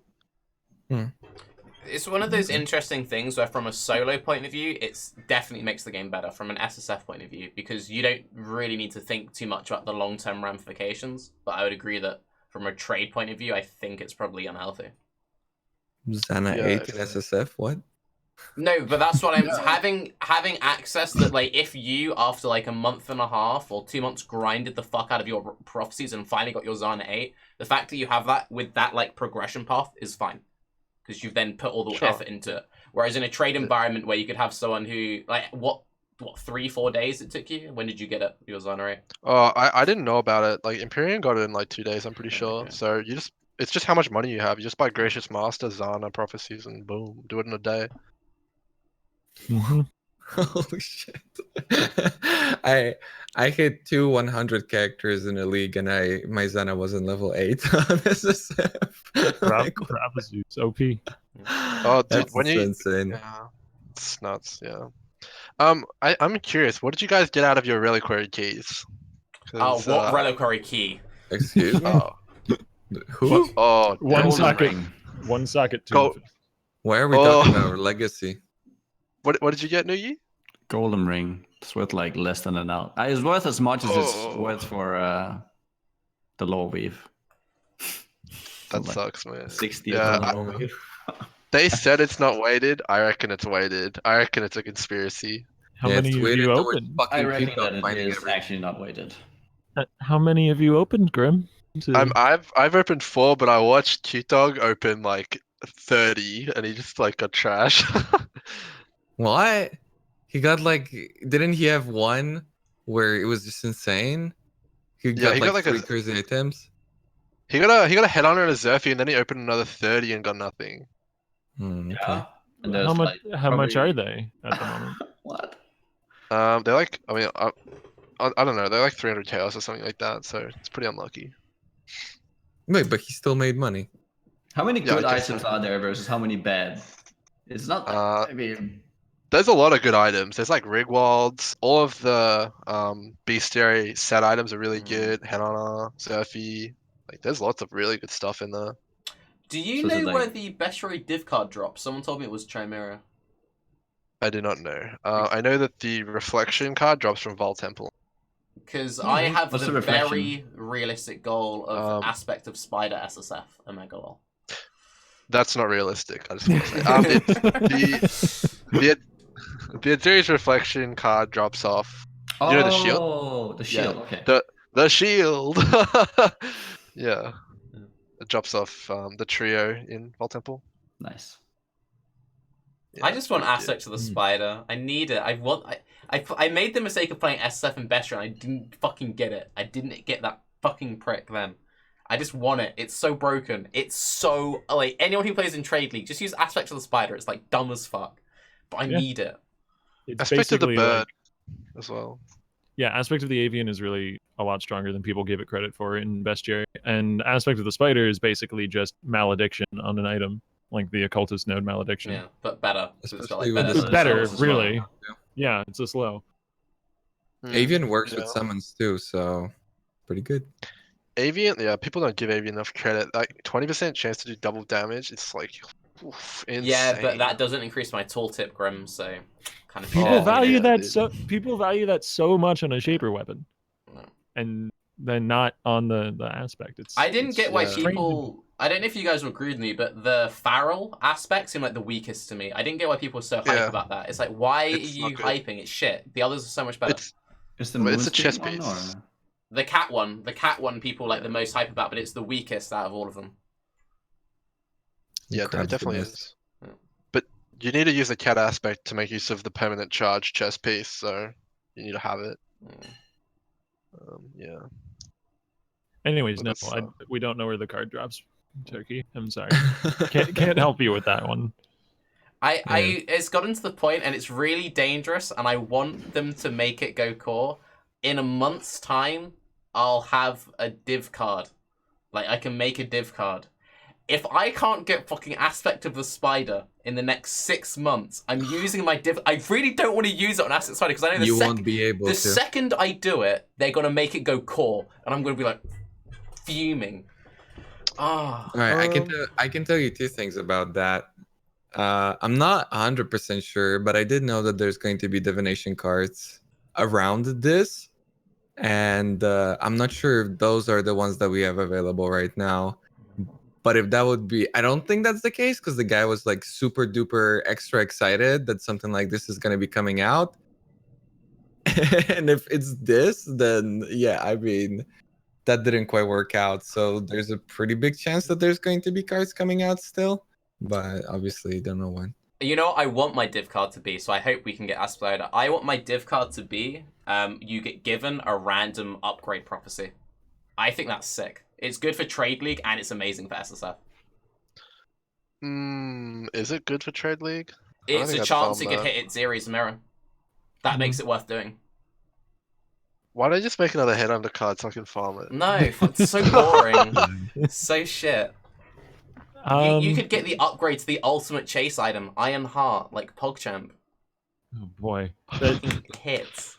it's a sad story. That discourages prophecies into like using silver coins further. But I think it's fine, Turkey. I think it would be fine.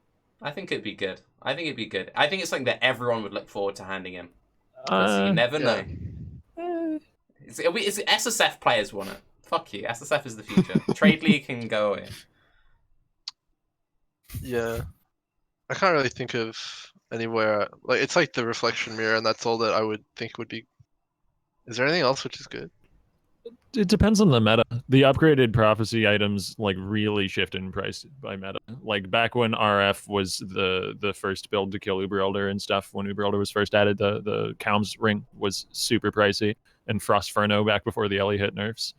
So probably there'll be some other, currently sleeper strong upgraded prophecy item that gets perfect use in a overpowered build and becomes really sought after. The other reason why I really like it is people who make div cards for specific uniques, when the meta changes, their div card is shit. With this, it can only theoretically get better as they add more prophecy items to the game. So it will always be relevant. If you're designing something to put in the game, you want it to always be relevant in some fashion. That's why I wouldn't design a div card. Well, no, because it feels shit, right? Like the people who like. No, I agree. Yeah, I agree. So I want to make sure because- that I pick something which will always be relevant to someone at some point. It's funny because you bring that up because I have a sub who is a long time sub and he has an actual, not like a Naruto sword collection, but like an actual thing, and he's like super passionate about it and everything. He's the person who's designed Ichimonji, and so it was like bugged out of its mind for like the entirety of the league so far. Yeah. And then I could just see the whisper from him, and it was like, oh man, maybe I'll message Chris so he can at least add MTX to it so that somebody might use it for that. I'm just like, oh dude, shit, man. He's so passionate about this shit. It's just awful. I don't know. You can always get an MTX, dude. Maybe that's gonna work. Yeah. Now it's fixed though, by the way. To anybody who wants to use Ichimonji, apparently it's fixed. It could use an MTX though. Other interesting thing about Ichimonji, I know that for Mantra of Flames, the Pursuit of Faith Ascendancy from Hierophant, each stack of that counts as an individual buff and gives you flat fire damage. I don't know whether. What? Yeah. No, that doesn't work anymore. Did they change that? They've changed that like a year ago. Oh my god. I think that came back. I wanted to don't know. use it. Well, I mean, unless they did it's something fixed, again. never It mind. used to be a thing. I used to make builds with it all the time, and then they removed it completely. I was It like, just counts make as a one build buff. around it. Raiz, why Yeah. didn't you tell me? Oh, I told you now, so I I just did. I am crushed over here. I've been I mean, you like can buy it, but slowly planning a build in the background around that. Damn yeah. I mean, it. this was pre-changes to like took too long, man. Hierophant. Yeah, you took too. Well, I mean, I'm Ah. saying it was a year, but it's like it was fixed Maybe it's been not planning too for a long year. after. Yeah, it was fixed not too long after Ascendancies came out, Well, like that's maybe 2 depressing. weeks. Yeah. I didn't want to be depressed today. I mean, you could try it. It was the same thing with occultist stacks. Also, you could have infinite amounts of occultist stacks, and each one of those would count. And it was the same with something else too. I think occultist had like 2 different buffs when it got released, and it would work with both, and it was just like insane. 10 billion damage, no problem. But yeah, no, all of that is screwed. Good luck. Damn it. One thing I wanted to ask you, Octavian, since you missed the first bit, was there anything when you were watching from chat that you were like, I need to like put in a word here? Was there anything like we skirted over that you feel like we missed out? I think I got my thoughts in on most of it. Like a lot of what I wanted to talk about was about Zana and strongholds and what we talked about earlier, and fossils in particular, and we went over that. Okay. In that case, since we seem to be rambling quite a bit, is there anything that anyone wants to address? Add more fossils. That's about it. We need one fossil thing guides out there. Yeah. More fossil guides so people know how to farm them so we can buy them. You know what?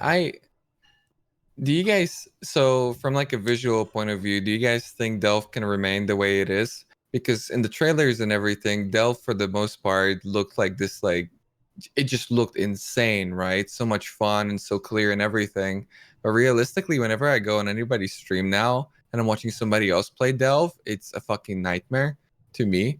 It's like darkness, no darkness, flare, light up, blue everywhere, blinding you in the eyes, and then when you're in the darkness, it like surrounds you with this mist of like purpleness all around your screen, so you can only see a little bit. It just seems like a real clusterfuck. I don't know if I'd be playing PoE and I'd go on a stream and see something like that. It's just kind of confusing. That's actually But really just interesting. I've never thought about that before, but yeah, if you hadn't played PoE before and you were on the Twitch section, Yeah. how that changes, like, you know, there's a reason why something like Fortnite is really bright and really colorful and pops. It draws your eye instantly to it. So from a design point of view, purely like visual art master degree bullshit, go on the Twitch section, I guess that would be bad.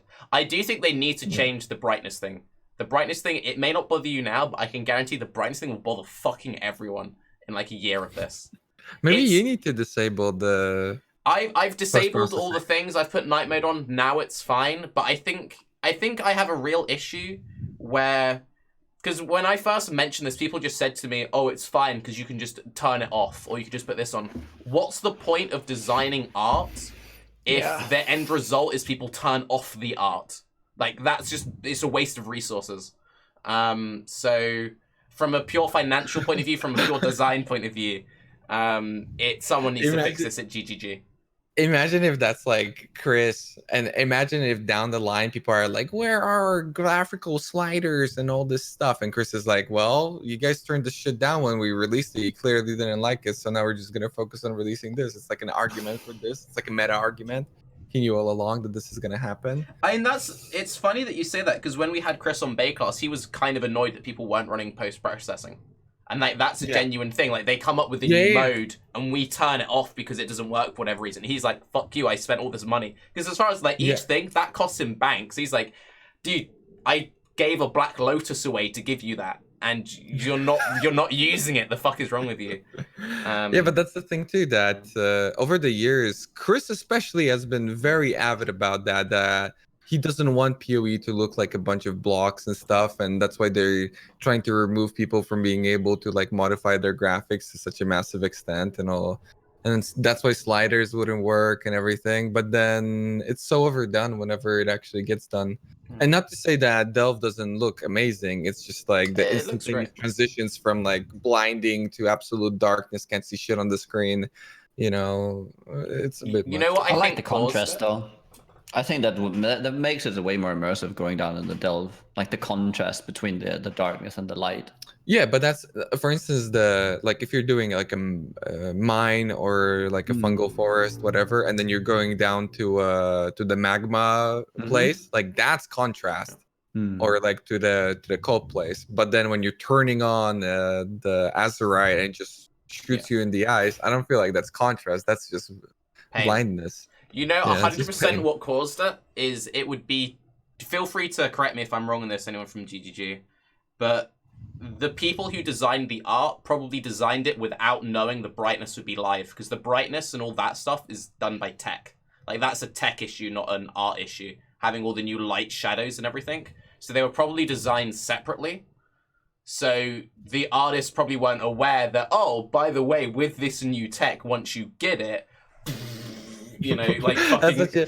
that's such a PoE thing, though. It's like, well, we could set this up properly, or we can give people the clarification for why this shit ain't working. Like, I don't know. Do you really think they do it that way, though? Would it make sense that if you're creating art, you get to see it in the live version, right? You have a way to implement it and actually see how it's going to look in game. I mean, it seems kind of like, okay, I'm creating this piece of art, it needs to look good. I don't know how the actual end result is going to be, because I am not allowed to like view it. I'm sitting over here in my box and I draw, and then I hand it off. It's like, oh, I can't see how the end result is. I mean, what? That doesn't make sense. It's one of those things where I've seen a lot of when you have like new features added to games. So it's kind of like, it was the same thing I was talking to Chris about, because I had this exact same rant with Magma Orb for years, and then eventually they tuned down Magma Orb.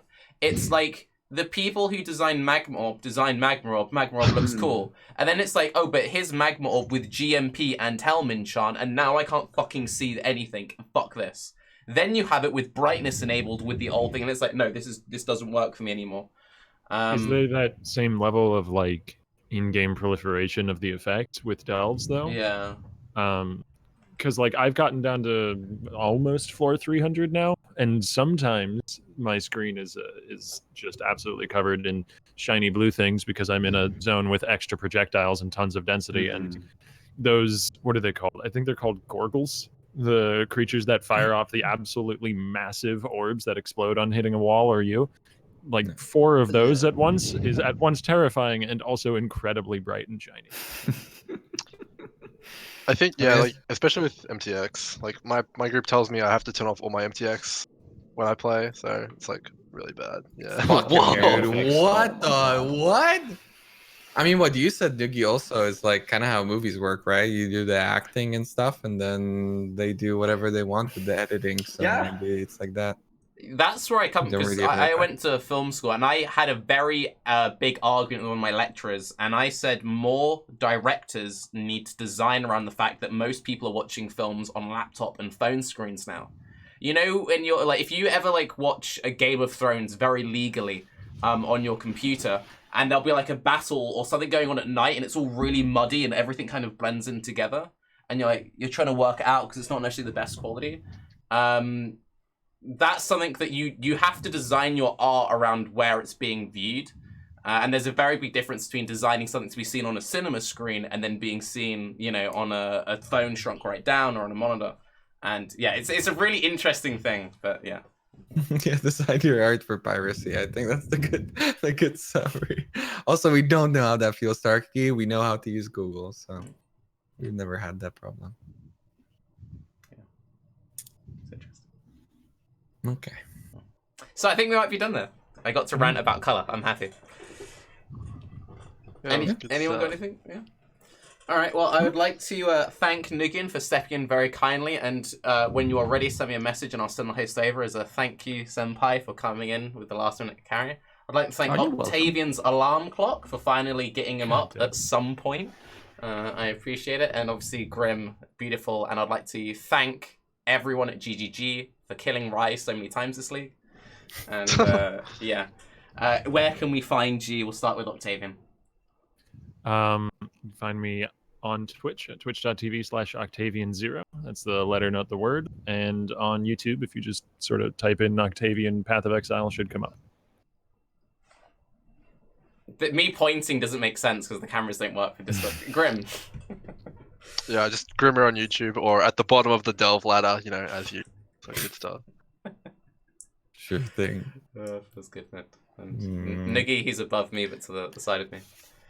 Twitch.tv/Nugiyen. Same name on YouTube. If I ever create something for that again.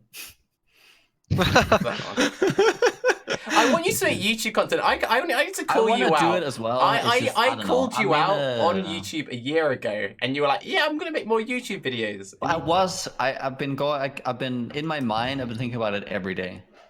It's just going from that. I know it's. You should do him a coming. favor. TM, soon TM. Tarke, you're a fantastic editor, as seen from your quality YouTube content. You should edit Nugi's videos to get him back on the ball, you know?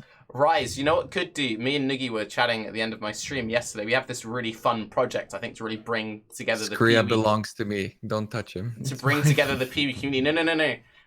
What I think we should do is we should do a Pee-wee meetup. And maybe we actually do a meetup, but the main thing is me and Nugi both get one Pee-wee streamer, and we get like a budget of like $100 or whatever, and we have to do like a makeover, and then whoever wins, PogChamp.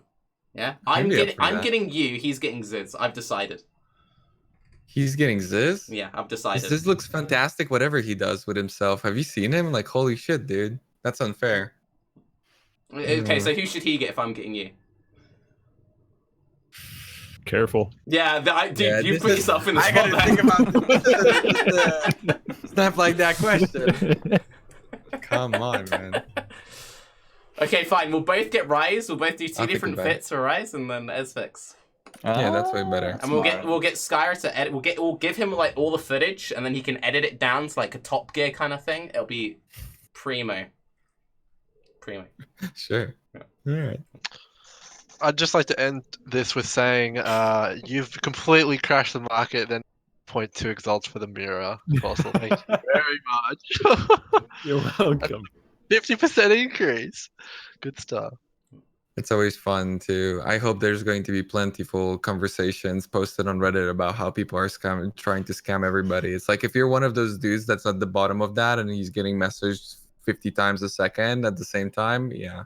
I remember there was a Baeclast that I wasn't on, and you guys were talking about something, and then, yeah, it really hit, and people were messaging me about it. Yeah, you just ruined somebody's life, but it's okay. Okay, and on that, bye-bye. I'll drop the call, I'll throw the host over when we're ready, and I'll see you all later.